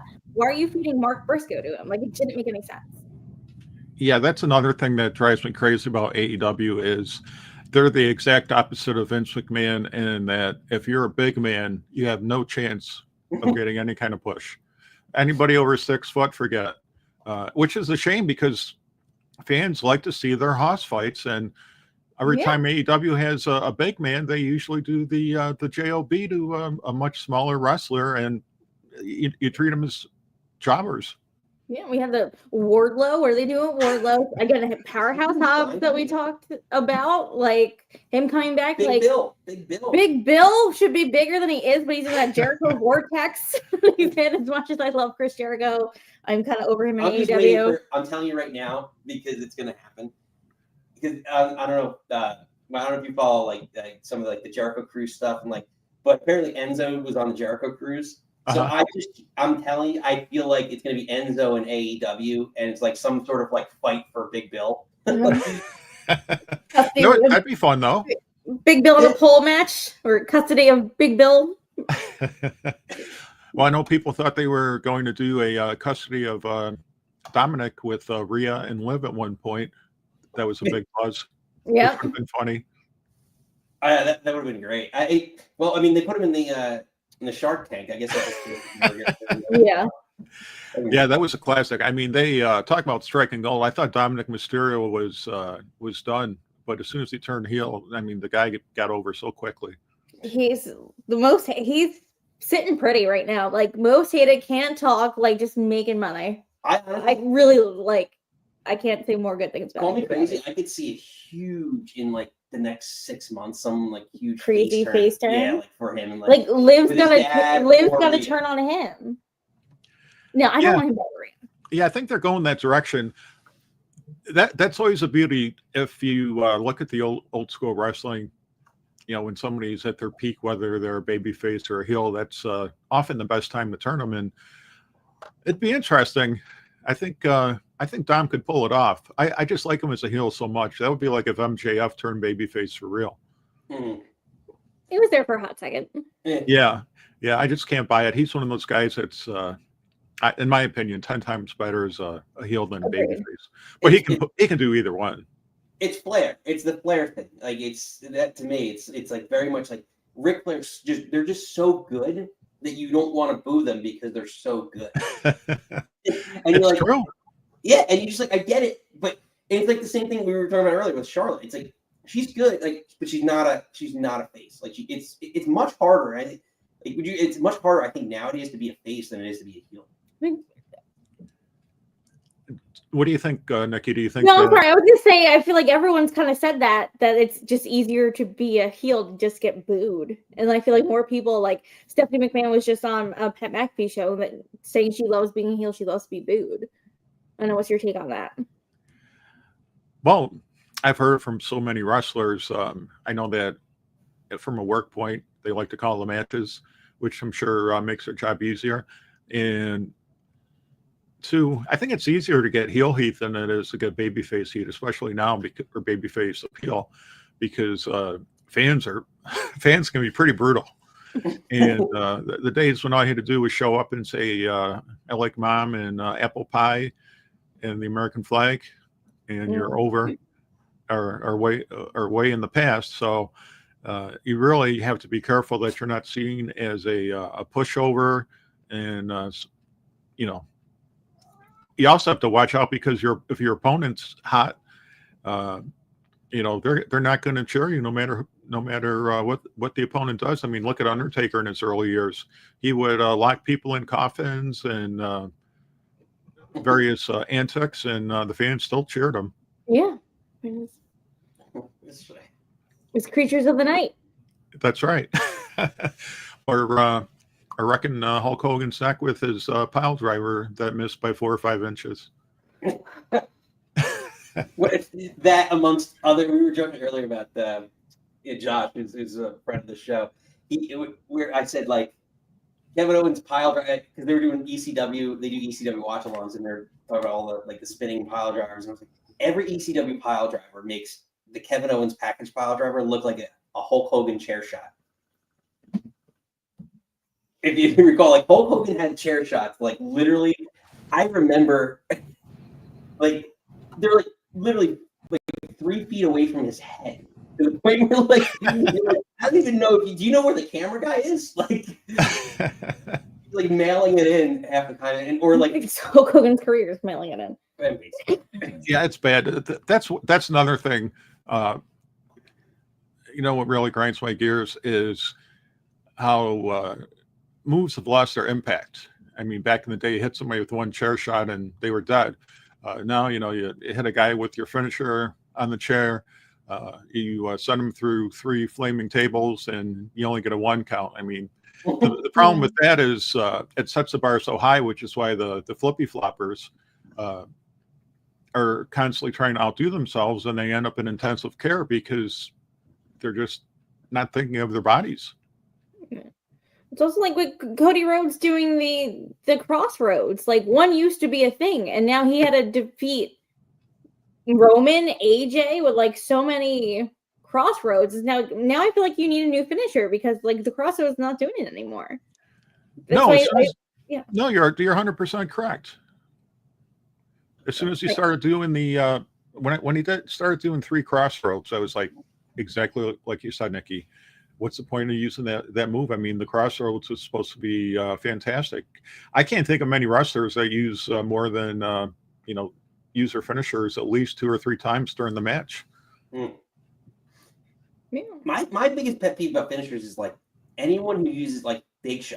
You use a punch as a finishing move. Like Logan Paul was for what? Like then why doesn't the match end in 5 seconds every time you come out? So you're saying Hands of Stone and Lacey Evans didn't have exactly like the like I love the name. I love the idea behind it, but like it's like even like to some extent a lesser like the Bullhammer for like Wade Barrett. It's similar. Like at least he's doing like a little bit more. Like Wade Barrett. I love Wade Barrett, but like the same thing. It's like that one, at least he's doing a little bit more motion to it. Yeah. But like, just a straight right hand to me, like that killed me. The Big Show's WMD. Oh, and just why not punch everyone in the face all the time? Yeah, that would end the match in 5 seconds, like you said. Yeah, he's a big guy. He doesn't want to be running around everywhere. Yeah. Well, no, go ahead, Mike. Oh no, I was just going to say I wouldn't want to take a punch from Big Show. Yeah, I mean, agreed. I'm just saying. I just finish. Give me that choke slam. Give me that spinning choke slam that he did the first time he debuted off the ladder. Yeah. That was great. What's your pet peeve, Nikki? My what? What's your pet peeve about finishers? Oh, well, I was kind of going to go the opposite direction, trying to be a little positive, because apparently tonight had been super negative. So I was trying to be positive tonight, which I didn't think I was being negative. But I love that they're protecting this package pile driver that KO has been doing. Yeah. And then it's like they've been structured, like Cody got structured off, like Sami got structured off on Monday, and then Penta coming in, who I really love as package pile driver, hasn't been doing it. So again, it's this move that only KO is doing right now that looks devastating, because every time he hits it, like we haven't seen Randy. Sami got carted off. Like I like that they're Steven. Oh, how I don't like spears. Yeah, how did you miss that one? Because everyone's like, "Oh, Nikki's negative today." No. Actually, we need to get into this. So what? Is this the roast of me tonight? I don't know what's happening. Nikki's biggest pet peeve is a shitty spear. Most of Nia Jax's work. Now it's just everything. No, and I love Jey Uso. I'm very happy he won the Royal Rumble. Yeet, Mania, get it, girl. He has a shitty spear. I'm sorry.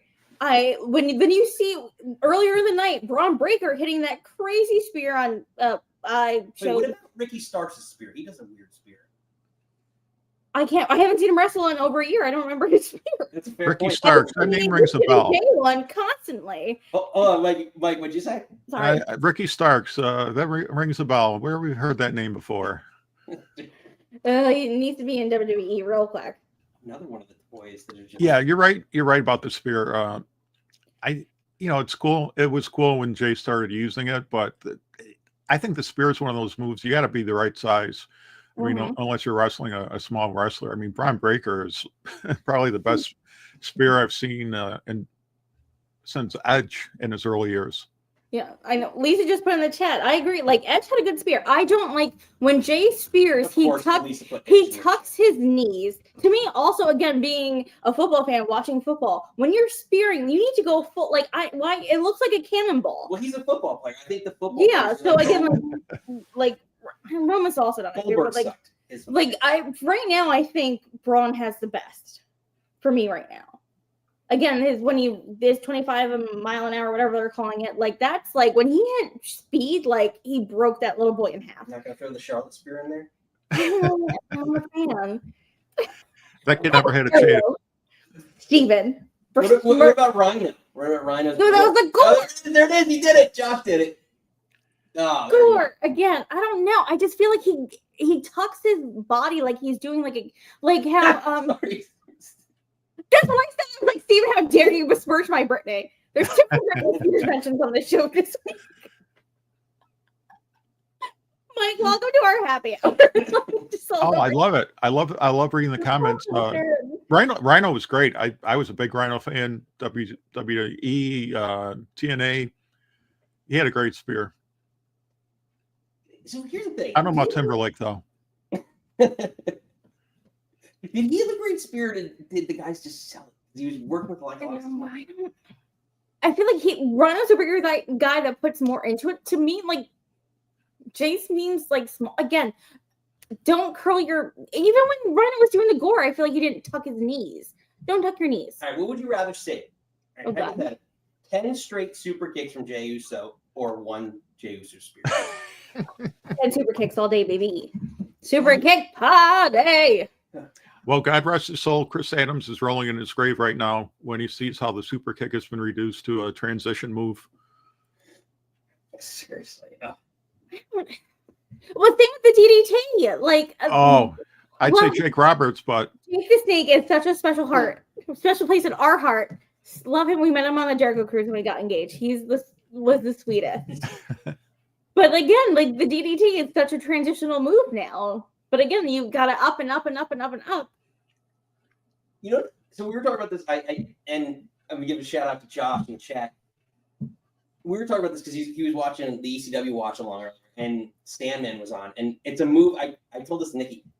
The Russian leg sweep is a move that's never done. Like an old school move that I love, and I think it looks great.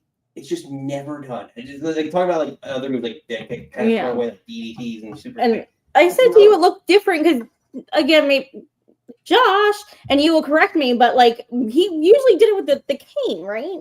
Yeah. So like putting the cane in your mouth and doing the leg sweep was like beautiful. Yeah. Like you're doing a leg sweep kind of without a. Well, no one does it. Period. Bret Hart used to do it. Like Bret Hart, and then what's his name? Double J. Oh, sorry. Go ahead, Mike. Jeff Jarrett did it too. Yeah, he reversed it into like the front face buster kind of. Yeah. Deal. But other than that, skull crushing finale. I wonder, like, part of me is like now, like tinfoil hat is like, because Jeff Jarrett has like some sort of Russian leg sweep derivative that you can't do the Russian leg sweep or else you won't get booked.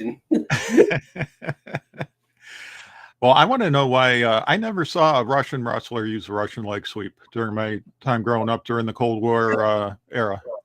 That's true. Yeah, that's a great point. Oh man, Nikita Koloff, Ivan Koloff, Nikolai Volkov, even who was the guy they had in the 2000s? Yeah, I know exactly. I was about to name, and now with Santino, right? No, not Kozlov. Kozlov, yeah. What? He wore the little bowler hat with Santino. Yeah. That's Kozlov. But was it? Yeah, was he Russian? I think he was Russian. Vladimir Kozlov. Yeah. Yeah. Well, Rusev was Bulgarian. Yes. Yeah. DDT. I mean, there are certain moves. I agree with you, Nikki and Nick, that the pile driver right now, WWE is really protecting it, and I think certain moves need to be protected like that, like the DDT. Obviously, Undertaker's tombstone was treated like that. DDT, we all know. I mean, that used to be it. One DDT, and that was the end of the move. Now everybody uses it. Yeah, there's all variations too. Like you have the double arm. You have I know Jacob's using it now, but like Gangrel was the first one to use the implant. I think that I remember to use the implant DDT, where you like the suplex into the DDT. Oh yeah.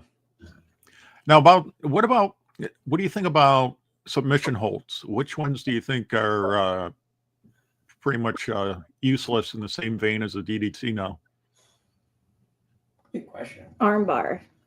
Yeah. Chris Jericho. Armbar. I know there's like, but doing like there's like, I feel like better like the bell lock, doing the Kimura. I feel like there's such better than just, again, maybe I love Becky Lynch, but the disarmer, you're literally just putting your. So I have a good theory on this. Now that you asked this question, I don't think any moves submissions are obsolete for this reason. Because if you can sell me that you're in that much pain that you have to tap out, then the hold is justified. That's a good point. I think we've seen that a lot more with WWE, especially with Gunther using his various putting people in his various holds and his opponents, like Damian Priest, selling them, and Randy Orton, when he wrestled Randy Orton and what was it, King of the Ring, really sold it as affecting the match. Yeah, well, let me give you an example, right? So, AEW does this with the what's it called? The not War Games, their equivalent. Blood and Guts. Blood and Guts, right? You have to quit, and like the last couple times, people have quit not because of submission, because I'm gonna bash like a chair in your face. Jack Perry. In theory, right? So we're talking kayfabe. In theory, I can quit in the match whenever because of whatever, right? Yeah. So you still always have that. So using with that thought in mind, like even something like Pete Dunne's finger clap move, I don't even know what he calls it, but like something like that, in theory, like someone's got a broken hand and he threatens to do that. Yeah, like I'll tap out. I think you could sell me on that to finish the match. Yeah, I agree. The problem is he breaks fingers every match, and WWE doesn't. That was not a good example. I know. Just like who was it? Alberto Del Rio when he was breaking arms. It's like Armbar. How many opponents are you going to have if you're breaking arms every match? Well, I think that looks good with Penta doing that. What they're calling the sacrifice. They're so stretched this way, and then Neville / Pac doing the what the flip is it? I forget the name of it. It's not. Oh, Steven, what's Pac's finisher? Pac? Oh, he calls it the shoot. No. No. Because he used to call the brutalizer. It's the brutalizer. Jesus. Oh yeah. That looks vicious. Like, again, I think it's the person that's doing the move, and again, the selling of the move. I think Neville hitting the brutalizer looks tough. Like him, Penta now bringing the sacrifice, that looks tough. Again, I don't know. Joho said in the chat, like the ankle lock, like you have to be the right person to hit it on the right person. Yeah, the ankle lock was a great finisher. I mean, even Chad Gable makes it look good. Oh, his opponents make it look good, but he makes it feasible where you think that his opponent's in trouble. Although I don't like the fact that they're still doing the feud with Otis and Alpha Academy. That thing should have been ended a long time ago. Yeah. Now, who do you think are the top 5 guys that could help turn AEW around? Whether it's guys that right now that are being pushed or guys that are at the top in AEW. I think that's EPs for me. I'm sorry. Swerve, hello, star. Heyman should be a star. Like, even like Daniel Garcia should be a star. Again, this is why I'm sour grapes tonight, but Tony Storm, star. Like, those four alone, book them to the moon. Like, you have Deanna Peraza they're not doing with that. The girl can flip and wrestle. Like, do something with her. There's so many people. Again, like, even like the little guy, like Action Andretti, like, what are you doing with Top Flight? What they did with Private Party. Like, there's so many people that they can build up, and they're just not. As much as I love John Moxley as much as the next person, but I'm like, all right, like, John Moxley needs to take a vacation. Take Renee somewhere nice. How about you, Nick? Well, they have so many, like, so just looking at like the crowd, right? Like you have Bobby Lashley that you just brought in. It's super over already. So like when you bring in all these guys that have an organic following, like why not put them in the main event scene? Like I think Hangman's the most, like with the current roster the way it is and the storylines. Like I thought Hangman's probably the only one who makes sense to take the belt off of, that has enough momentum. That's a main event talent to take the belt off of Mox, other than Kenny Omega. Like, who was going to come back to do that in this storyline? So to me, Hangman, Swerve are the ones that they built up organically. Tony, MJF. MJF. Like, I would definitely build around MJF. Like, what they're doing right now with MJF is a complete waste. Yeah. It's just, so you're going to, like, to me, it's just, he's a big, our dog just completely crop dusted the whole room. But, like, to me, you're putting him with all these main event talents. Main event, what he perceives as main event talents. Like, and I like Jeff Jarrett, but like, and Dustin Rhodes, legends, just to try and keep him busy for a little bit. But why? Because he's still your biggest draw, better than anyone at the company. So why are you putting him in that position? Give him a legitimate feud. Give him either the belt. Like, he would do so much more for the belt right now than John Moxley would with that storyline. Mm-hmm. Yeah, I don't understand it. I know with MJF there might be concerns. I don't want to put him into a big program because they don't know when he's going to leave again for a movie. But why not take advantage of him? He's such a commodity. Exactly. Like it goes back to like what Nikki said, and like just like the charisma. Like the guy draws, and they just keep doing this week after week. Every segment, whether he's talking or wrestling, is still the biggest drawn segment for them. So I don't see how you don't build every main event, or at least the main supplemental storyline next to that with him. Yeah, it doesn't make any sense. The booking in AEW is very baffling at times. We struggle with on this show literally almost every week. Now, I have to say I couldn't agree with you more about Peraza. because she came in and she was another example of what you guys talked about. Somebody gets a push for about 3 weeks and then they're gone. Same with Camille. I mean, Camille was another person. I don't know what happened. I don't know if you guys heard anything behind the scenes. No, I heard. So she had that tweet supposedly where she criticized Toni. Yeah, she criticized Toni, and then it's just like you're in Girl, prison bye. forever.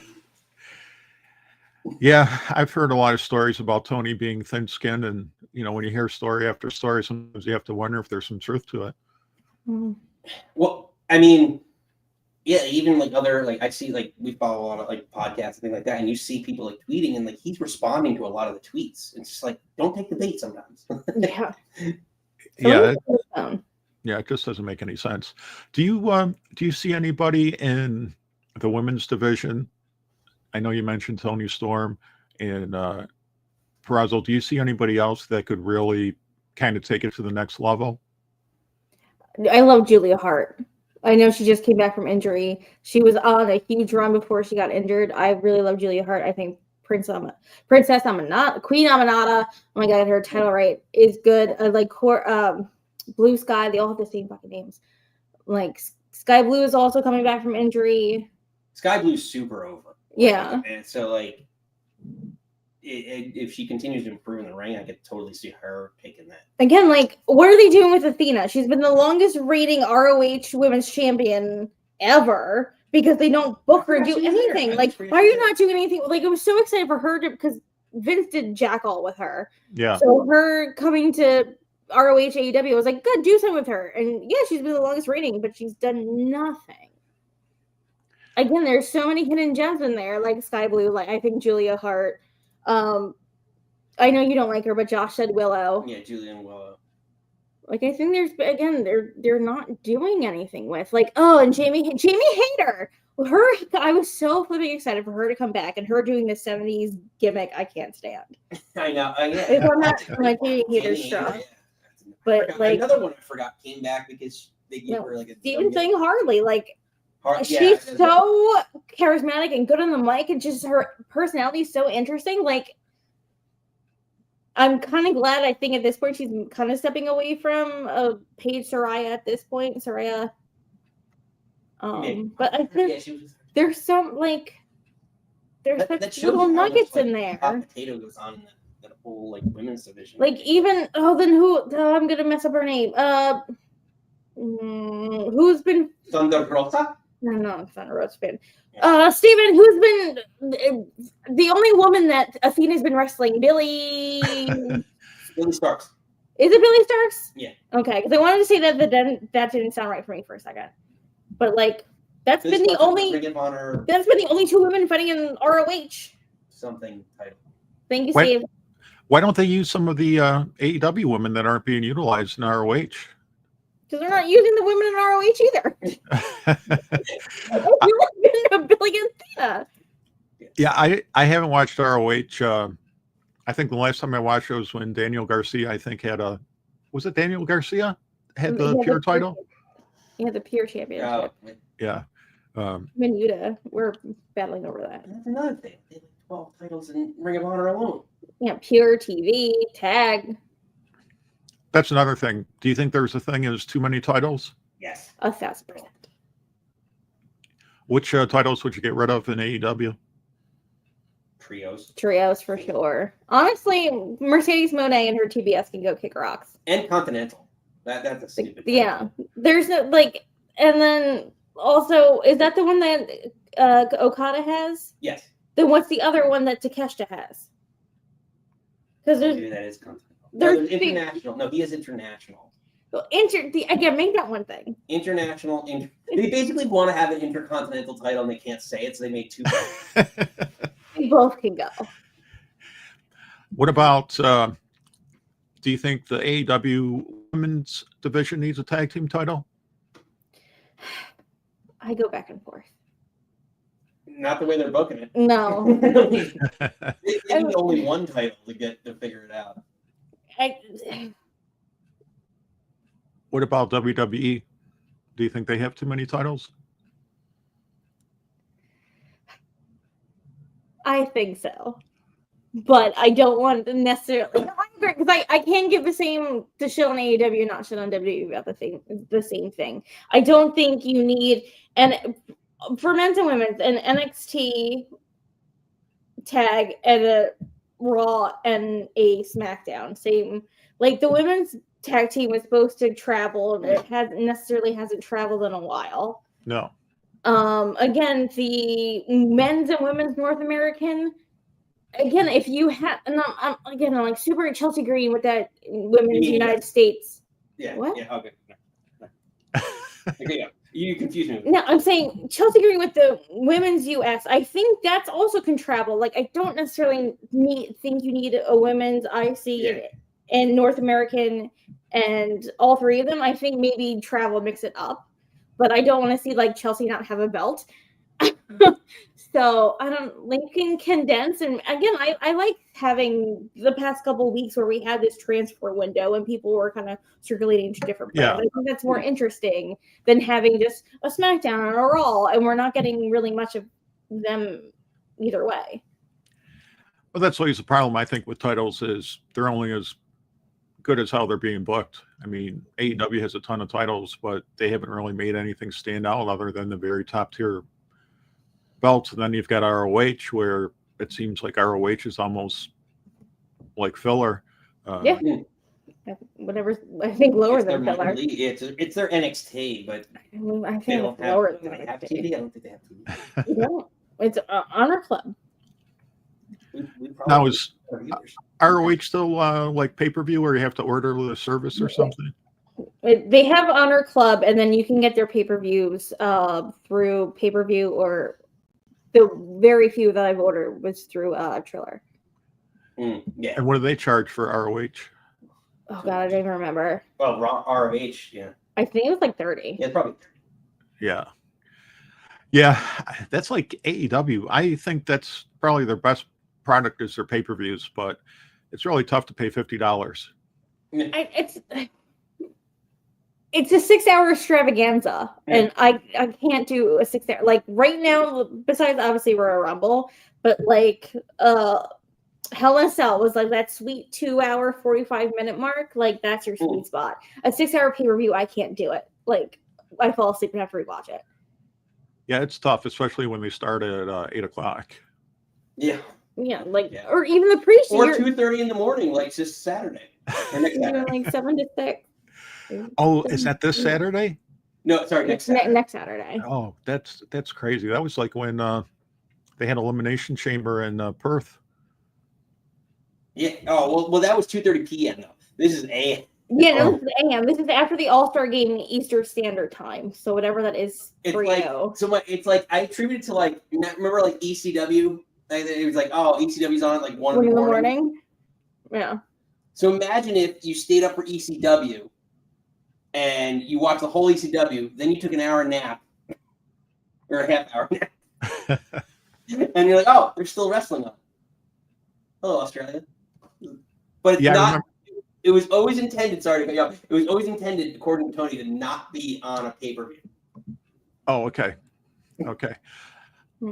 All I know is 6 hours is a lot. $50 is a lot for shows. I hope that they move it to max and maybe cut the price down a little bit. Yeah. Oh, that's your lipstick on here. We've been talking like literally the last like 3 years. We're like, Max? Is the next announcement? Is Tony's big announcement they're going to Max? No. It's like no, Dynamite after Yeah, 2019.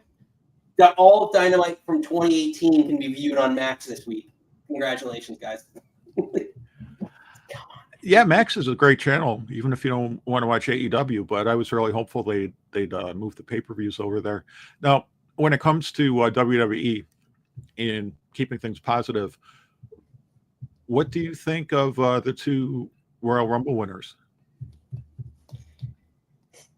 Jay, I've grown to accept. Again, I don't think personally when we talked on the podcast, I didn't think Jay didn't cross our minds. But when's the last time we were like, oh, I'm surprised by the winner? Yeah. In a minute. And to me, Nick gets mad that I use this. It's like, well, Charlotte wins. Well, Charlotte wins. You're trying to get this Triple H moment. It's not working. I don't care about Charlotte.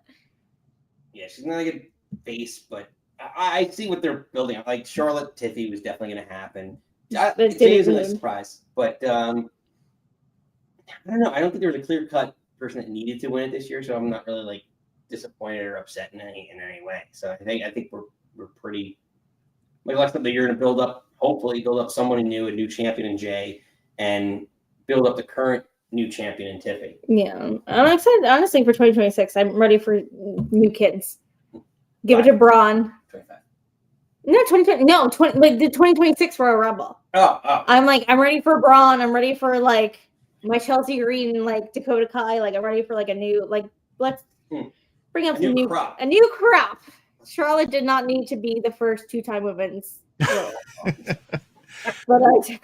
but Mike, this has been an absolute pleasure having you aboard. We love. Oh, thank you guys. It has been a blast. I had a great time.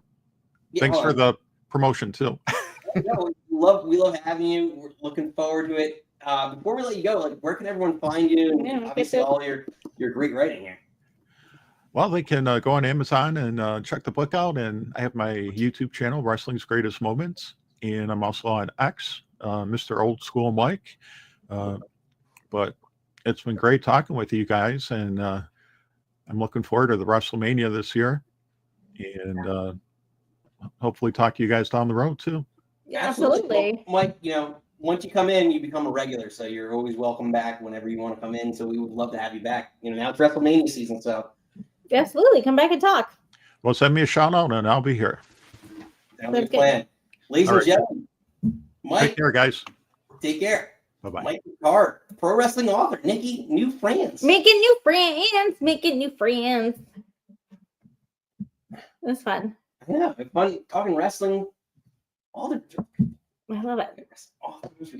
If you punch the we're just so excited. I gotta catch up on comments. All right, you catch up on comments. Nikki's gonna still we're having tech. Let me get through some comments. All right. Don't bury the lead. What's up, guys? Great show. Thanks, guys. Make sure to follow them as well. Don't bury the lead. Our good friends of the show. They do the show, I believe, Saturdays. 5? I want to say like 5. It used to be 5. It changed around a couple times. But then I'll put it in the jackets. Let's see. Actually, John, I'm not sure what comment that was, but Steve AEW is arguably a top 10 roster in the world. All I have to do is come in and call up Okada. Yeah, fair point.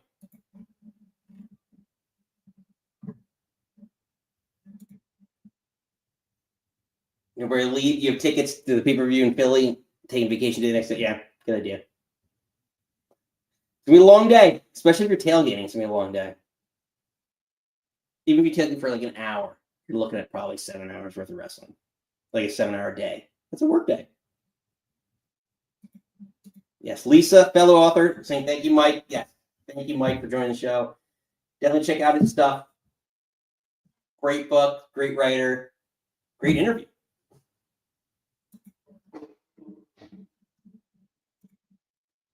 Josh, they will do another Cena final tour just for Nikki and their love for the man. No one can see.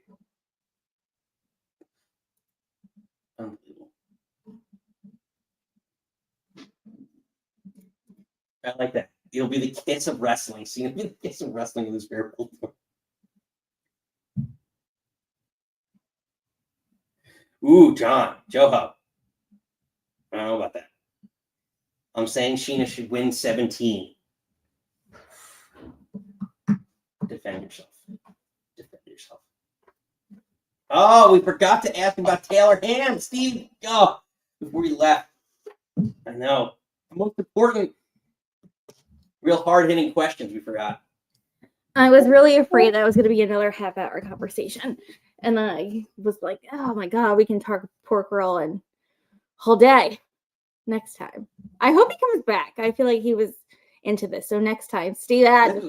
I will make sure I ask him feel like, all his right. Taylor Ham predilections. I felt like in like a different universe, I was talking to a similar version of Steve. Like I feel like then Steven would be like related or friends and or related.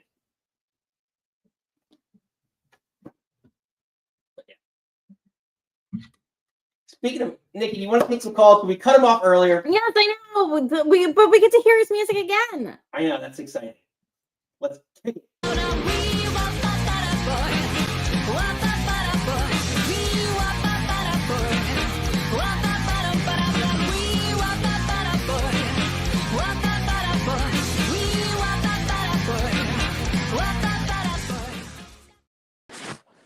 Steve! Steven! Hello, everybody. Welcome in. Steve, we got one answer in the chat. Pork roll for life. Work roll for life. I just call it way too salty. Oh, I really want to. Now I'm getting to it. What a great interview that was. And all I'll say about the subject of his book is it is absolutely maddening when somebody you cannot stand from a personal point of view, you have to acknowledge is good at their job. Yeah. Right, Logan? Say again? Right, Logan? Seriously. Yeah, Logan Paul. Yeah. Say what you will about his takes. I'm sure most people don't agree, or a lot of people don't agree, but like, yeah, he's effing phenomenal in the ring. That's kind of what it comes. It's like what we were saying earlier, like separating the artist from the work. It's I don't want to know where your head was at to get there, but the finished product is really nice. Steve, go on. All right, couple of cleanup things from the Rumble. One, kudos to Liv for having the ring awareness and the camera awareness to get Lyra Valkyria out of the line of sight while they fixed her malfunction. Yep. That she was having. And also, I did not like that spot by Nia where she eliminated, I think it was 6 wrestlers at once, if only because I think at least 4 of them were big names and probably should have gone out in a more glorious manner. It's not like it was like, Katana and Caden and people on all people on that level. Io Sky was one of them. It was another, and I'm blanking on the rest, but they deserve to have a more highlighted, I guess, if you will, exit if they weren't going to win. That's fair. Because wasn't basically it was everyone, and then that's when we got Nia, Charlotte, Roxanne. Yes. I mean, I get why they had that spot for Nia. I just think it should have been a bunch of people who, you knew didn't have a chance to win. Like, glad to see them, glad they were in the match, but you knew they weren't going to win. Like that should have been like maybe like an earlier spot than taking out, because that was Io, that was Bailey, that was Stephanie Vacure. There should have Bianca. Right. There should have been no stars in that spot. And it was all the tops, basically. It was mostly. So that cleans up that business, and then on to repercussions of the Rumble. I actually have a stat this week. Oh, he's a stat man. I gotta get a drop of that. Starting with the 2008 Royal Rumble, the record of the winners of the Men's Rumble in their Mania matches or in the title matches that they won from winning the Rumble, 6-10. Wait, say that again? Sorry. Okay, starting with the 2008 Rumble, which is the one where Cena came back and won. Okay. So the matches they got from winning the Rumble, their record, the record of the men's Royal Rumble winners in those matches is they've won 6 and they've lost 10. So they've lost a good deal more than they've won. Okay, so that's 16 WrestleMania matches. You're right. Skipping over 2016 because that was the year Roman defended his title in the Rumble. But all since then, and prior to that, it was 7 times in a row where the winner of the Rumble had gone on to win their match and the title at Mania. And up until last year, we had last year, Cody certainly won his, but before that, 3 in a row had lost. So yeah. So point being, it kind of puts the the odds, if you want to look at it statistically, against Jay. The women, 5-2. There's only been 2 who have won the Rumble who have lost their Mania matches, and one of those was the first one, Asuka, and the other one was Ronda Rousey. I wonder if that has something to do with like the like it's newer, right? It's like the women's Rumble is still only in its infancy to a lot of extent, right? Like it's 10 years or so. So like less than 10 years is still right. So maybe they're keeping the, I don't want to say the facade, but like the allure of what the old school Rumbles are, because Triple H is an old school booker, right? Like of you win the Rumble, then you win the belt. So that's more traditional versus now you have to pivot later with the men's because there's been 30 plus Rumbles that you have to try and keep some intrigue. Right, exactly. By having, you don't want them to assume they're inevitable as the winners. Exactly. Steve, we need to pick winners here because we're betting on this.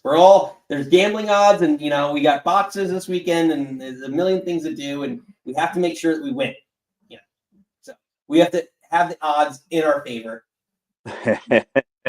May the odds be ever in our favor. No. And we know listen. The odds are in our favor. The math is in our favor. The Steiner math. 3 and a 3rd chance minus my 25% chance, and you got an 8 and a 3rd chance of winning at sacrifice. But then you take my 75% chance of winning. If we used to go 1-on-1 and then add 66 and 2/3%, I got 141 and 2/3 chance of winning at sacrifice. That's my second favorite Scott Steiner line. What's the first? Yeah, what is the first? When he yelled out at the end of the segment about Samoa Joe, he's fat. That sounds about right. Remember that. All right. In closing, because I'm sure there's a line developing, could you put up the Toni Storm photo again? Steve, you didn't have to ask. I had it ready for you. That's the one. I thought you were going to put up the other one, but no, that's the one. That's the one I was looking for. I knew the one that broke the internet. You thought I wouldn't get that shot on this show at least half a dozen times. No. You don't see some weird foot in the background this time, Steve? No, I do see. I actually do have a reason for that other than the obvious. Because I did notice something in the background. How does Renee look back there all the way to the right that this is even going on? Like, I can bet what's going through her head is, I thought I left that at the last employer. No. She appreciates that butt. Come on. What if she thought this? It should have been me.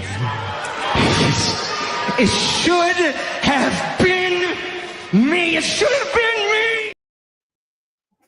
me. What? Mariah? I'm confused. Maybe she just wants to be in the limelight. She got carried away from Marina Shafir the other night on Dynamite when things got hot and heady. So maybe she just wants to be more in the limelight. That's all right. Marina needed something to do. Looks like such a badass, but every week doesn't do anything except apparently Jay White is like, she's Jay White's kryptonite. But you know, I just feel a little bit bad for Renee, I guess. You know, it seemed to have gone over with the crowd pretty well, but now I'm hoping it's like, you know, they're not going to expect that every week now, right? Like her to change characters, No, well, yeah, maybe that too. But I mean, you know, all these, you know, people, all these guys who come home from work, is she going to do it again? Is she going to act like that again? Well, see, like I feel like you're getting at like the undertones of like what they're like. I don't know. I feel Toni. The point being, I feel Toni is kind of, you know, showing potential to veer off into what used to be Vince's territory, and I was hoping kind of stay away from that. I don't recall. I'm probably forgetting something, but I don't recall him showing a predilection towards that kind of programming before. Well, the other thing too is like Tony's also the same person who did the whole like boob rub with was it Marina? Who was it? Oh my god. Mina Shirakawa. Was it Mina? No. There was a match that she called out later, and she was like, "It's where the breast wrestle." I can't remember which match it was now. Was it Marina? It was the same thing. Not Marina. Mina. Mina, not Marina. Yeah. Mina. But I don't know if it was the same match, but yeah, like it was a whole thing that went viral. It was like on like Collision, or maybe it wasn't. It may have even been ran back when like it was Mina Shirakawa and Harley Cameron. Yeah, like that was Rampage, I believe. But yeah, like again, like she kind of had a little bit like again they have freedom to do a lot more. So I don't know how much of that was her, how much of that was like allowed, but like she has done it in the past, so I don't know how much of that was like her own creative control over, or like. I'm hoping RJ City can pull it in, and it's literally just the two of them pretending to be each other, and that's going to be the thing. I'm hoping Toni gets the belt and moves on. Maybe keep the timeless stuff, but I think her being Mariah is a one-off, or I don't think she's going to like turn into Thunder Rosa for our next, feud. Right. And she's not going to be like this. This impression was probably just a one-off for the story. Fingers crossed. Exactly. We shall see. Exactly. Well put. Steve, before we let you go, we'll give you your last shot. Eagles by 10. Eagles by 10. I'm okay with it. Even though I don't really breaking a lot of little girls' hearts. I know. He's just like, we're gonna get like all our nieces are Team Taylor. And it was a lot of Uncle Nick. I told you we're gonna win the Super Bowl because Taylor's gonna be there. I don't want to hear our girls cry, but I don't want. Nonetheless, it was a great call from regular, as always. He's a real ring-a-ding-dong dandy. Thanks, guys. All right, Nikki, rounding out. We got one more left on the line. Get through everybody here. So let's bring him in. The newest of our regulars. You got to say his name because he's going to save us all with his booking or his fantasy booking. Josh!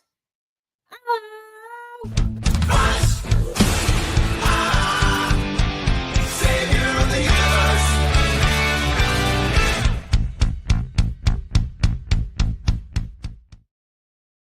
Flying in, the voice, Josh. How goes it, guys? What's going on? Oh, it's been a great show. You guys really, the interview you guys had, everything going on. Steven's chat, that always gets me fired up. I love hearing Steven's thoughts. He brings the energy. Steven forever. He really does. He really does. He's a character. That dude.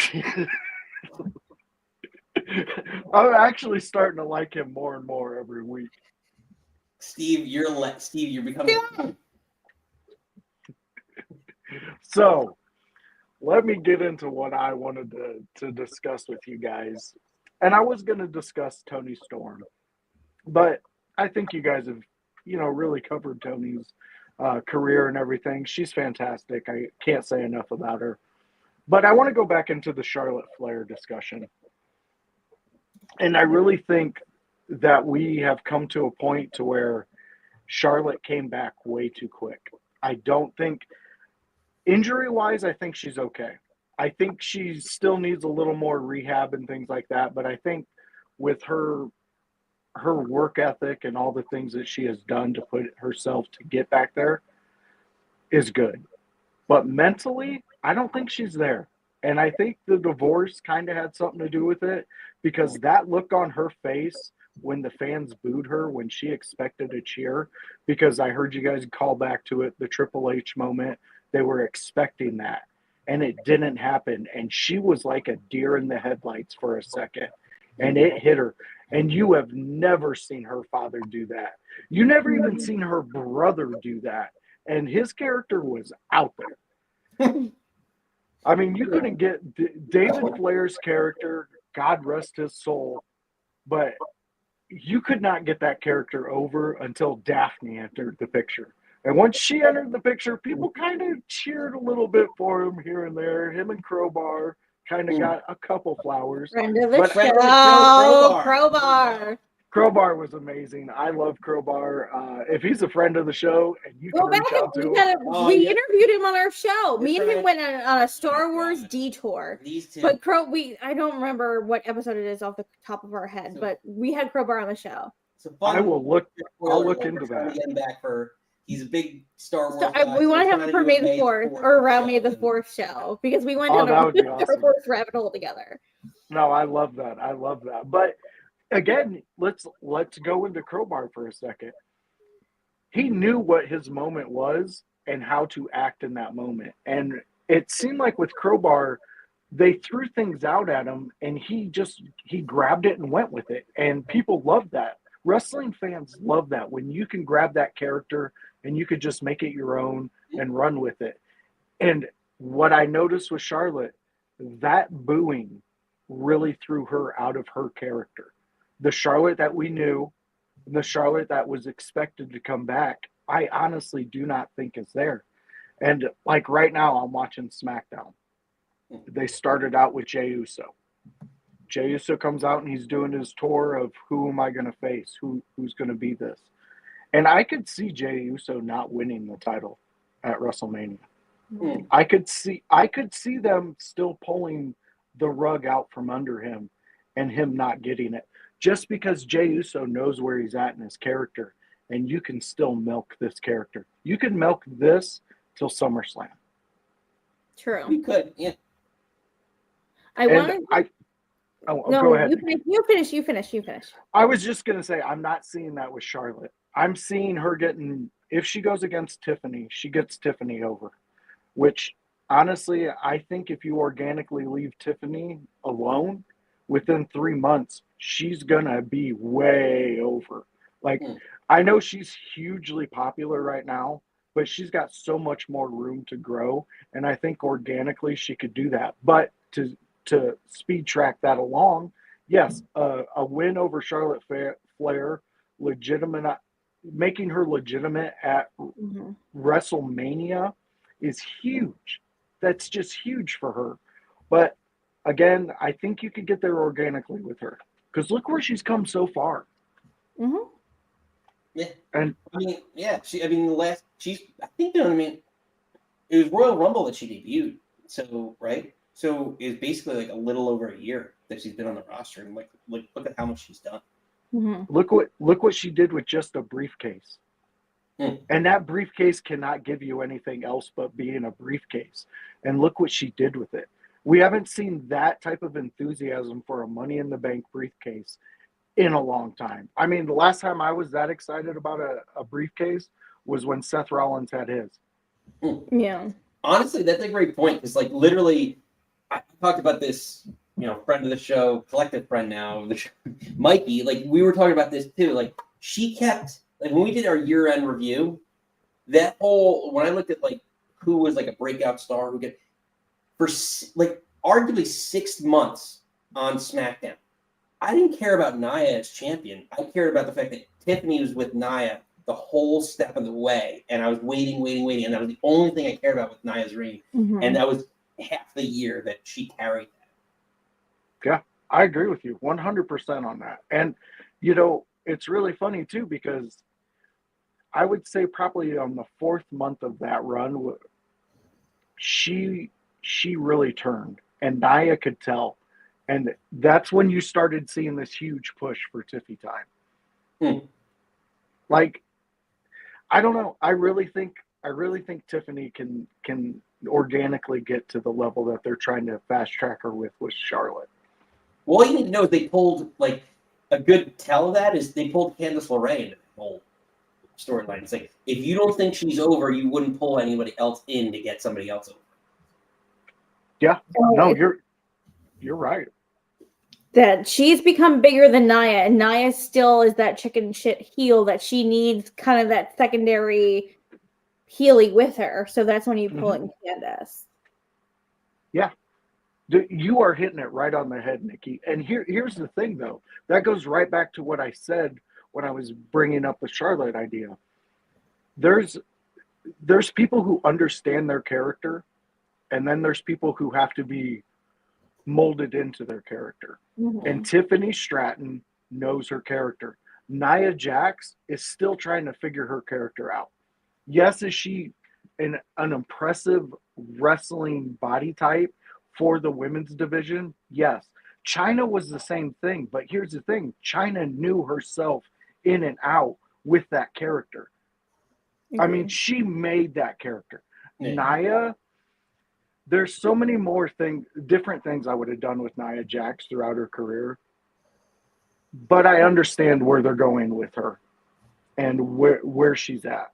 She still needs somebody to get behind her and like give her that mindset of knowing what to do when the moments don't go your way in a match. I feel like Nia gets booked like I feel like everything I see with Piper Niven is like Nia Jax light.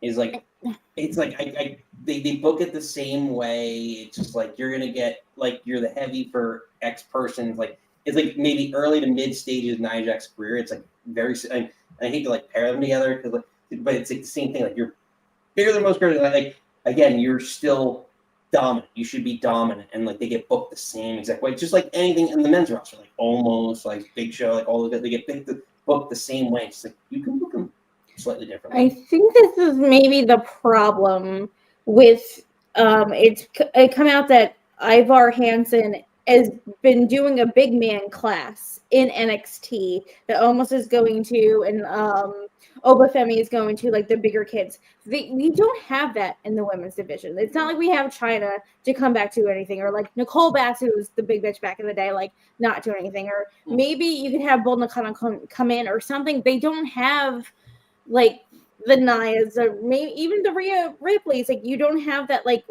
that figure anymore to look up to or to get it. Like Undertaker goes down there and talks to the big kids. Like the women don't have that. So as much as they shit on Nia, like she doesn't have that person to look up to or get advice from. You're 100% on that. And you know, it's so funny for the heel side of women, they do have somebody they could go to.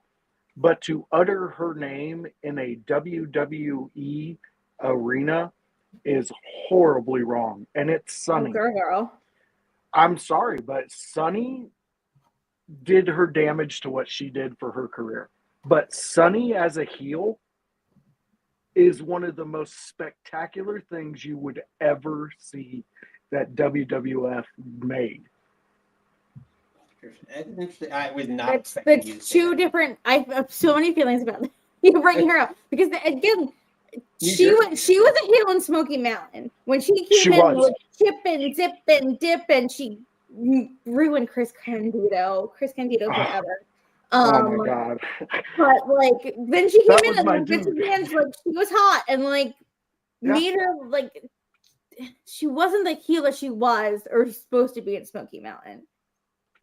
And I don't know if, like, honestly, again, like, It's different heat. There's so many different heat because of like you get Vicky Guerrero has like as much heat, but it's not the heat that you want. Like I don't know. Yeah. I know like what's her face? That's with Cesaro. Sarah Del Rey was like their women's coach, and like Natty's like their wrestling coach. But I don't know if there's like that personality coach because like Natty can fucking wrestle circles around anybody. Do you want to give that girl a microphone? No, we don't. No. But I don't know who's that. They don't have a Dusty. No, they don't. Like, and coming back would be. Oh my god, I don't even know. I don't know. I don't. And I told AJ Lee used to cut phenomenal promos. Yeah, but with AJ Lee, I see her as a unicorn, and I don't know if you can get another AJ Lee.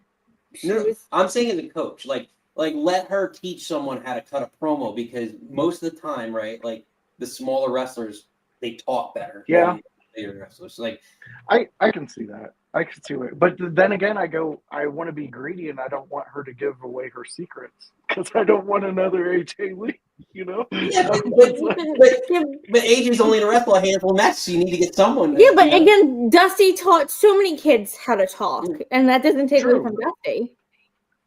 Like Dusty's the best there is. Like you're right on that one. Yeah, I like the way you put that, Dusty Rhodes. But yeah, you brought up Chris Candido. That was my guy. That dude to me. If you go back and watch my ECW watch-alongs and it's a Candido match, I just talk nothing but just love for that dude because he was so great. She ruined him. Crap that happened, like. And I'm sure you saw the Dark Side of the Ring episode when his mom was just like, I cried through the whole thing. Like Chris Candido to me was like he was going to be the next Flair. He just had something about him that made you hate him but love the way he can move in a ring. Mm-hmm. Yeah. I think that one and Pillman's, like those two got me because I feel like I grew up watching them, and then it's just like, oh, you sweet little babies, like no. Yeah, no, Pillman was a sad one too. Dark Side of the Ring, just real quick before I make my exit, but Dark Side of the Ring was really a really good look into the other side, of wrestling. Of course, I mean, that's a documentary, but it also gives you that extra, if you're a fan of that specific subject that they're talking about, it really gives your heart like just so much of whatever. Maybe it might be, getting over it or seeing the facts about it or just seeing that person again and seeing how they were, what love they brought to so many people. I mean, and I know he's hard to talk about, but Chris Benoit was my very first wrestler I met backstage. And that dude took me around to every wrestler that was back there. And I got to shake their hands. I got to shake Ric Flair's hands before we found out he was a dirtbag. So like, to me, like you guys said, to bring this whole episode full circle, separating the art from the artist is something that I think we really need to learn and get back to. Mm-hmm. Because, I'll end it there with that. Yeah. With the thought, but I get there's so much I love in wrestling, and the Vince stuff really got to me because screw Vince first off, but God, you got to thank him for everything he did for us to what we got to today. Outside of the ring, screw him. We don't need it. We don't need that human. It's like just work 9 to 5 with wrestling. And then exactly. Nap, you old man. Yeah. Put him in a chamber after the show goes, and then don't let him out until the next week. That's easy to do. We have set schedules for like Jackson. Like you go out and you pay, you do your thing. Like you go out, you make your show, you done. All right, after you get 30 minutes to eat, pee, poop, go back to bed. But we have it great now. Now tonight, like Kenny Omega said, wrestling in 2025 is at its peak. There is no better era out there. Exactly. No, we'll put Josh. We love having you. Love you. Cheers. Before we let everyone go, because you're closing us out tonight. Great call as always. Where can everyone find you? We know you do the watch along, but let everyone know where you can find it. All right, everybody. So if you want to come and find me, Monday nights at 7 p.m., me and the Grundmeister and Kevin Calloway go live for the Monday Night Raw preview show. We go at 7 p.m., get you ready for Raw so you can be the smartest kid in that sandbox. Friday nights, I do a little thing called ECW Watch Along. It's where we go back in time and we watch ECW hardcore TV, and we watch it for the storylines because they were epic. We're in 1997, December to be exact. So come over there. We have moved the time. It works better for me and my co-host as dads. And it's a little homage to you guys. You know, I want to be here to catch your guys' show. So we bumped it up an hour. So it all works out. And then finally, Sunday, you can catch me, the In Your House crew. It's a house party. Anybody who's involved in our show, producing, doing anything. If you want to talk wrestling, you can find us on a Sunday. Tomorrow night, I do my conspiracy show. So if you guys are interested in talking about Appalachian Mountains. It gets me every time, Josh. Nick's into it. Oh, tomorrow should be a good one because we are going back to the Appalachian Mountains and we are looking at Bigfoot. We're looking at the moon-eyed kids. We're looking at the Bell Witch. There's going to be a lot we're talking about. You have no idea. Bell Witch, no thank you. You have me at aliens and anything conspiracy related. You have me. Awesome. Oh, we'd love to have you. We love what you do here, man. I can't wait for what we've been talking about behind the scenes to unfold. That's going to be some fun times. So everybody out there, keep watching Nick Club Wrestling and come on over to In Your House. We got a lot of content out there and a lot of creators you would like. There's a lot of them that you guys would like. Annie O'Neill, she's our top interviewer. She's taking my I've spot. been watching it. I've been following the whole show every week, like all the different shows that they got. In Your House, they got a lot going on. They got a lot of great hosts. Josh is one of the many that we appreciate. Go follow them. They're great. I see what Lisa said. I know. That's our girl. You had me up, Bigfoot. Oh, yeah, there you go. Yeah, of course. Lisa. And unicorns. I don't know if unicorns are part of it. Yeah. Well, unicorns are a part of everything. Apparently not the New Day, though. Oh. No, that's done over with. We'll be here for another 2 hours. Yes, we would. Well, Josh, pleasure as always having you. Cheers. Until next time. You, sir. As we like to say at the bar, or cut off. Nikki. Beba. It's Josh.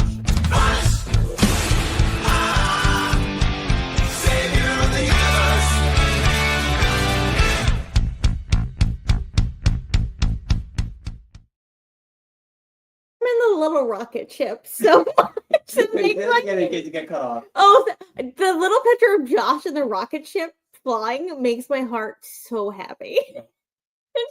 Listen, if you're a fan of the show, there's little Easter eggs that I throw in all these videos. Like Ed's and Darby Allin's hate-love relationship is great. There might be more. There's gonna be more coming. It's just Josh in that little rocket ship makes me laugh every time. You were getting delirious, babe. Hold on. I mean, are you gonna play it again? Play it again. Watch for Josh in the rocket ship. Look for Josh taking off.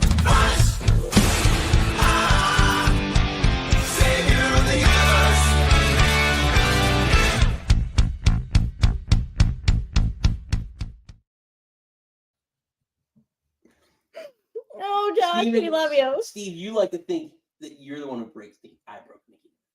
You all do. This community is so fun. I laugh with my ribs hurting. We have so much fun, and we do it because of all you. Josh is the billionaire in his rocket ship. Of course. I only had a. Well, I don't have a good money drop. That would have been great. Money? You're not even wearing your money. I only have a shirt. regular cash-in drop. That's the only good one I got. No, I mean that's not appropriate. It wouldn't be appropriate. Not appropriate. But you guys make the show. Steven, Josh, Lisa, Joho, everybody chiming in. Like, this is so much fun. My cheeks hurt. We love you guys. You can just say feel this in a blessed. All that said, though, incredible team effort, and I feel so lucky and blessed to have this opportunity and be here and be part of this. Everyone here, give yourselves a round of applause. This is unbelievable. Thank you, guys.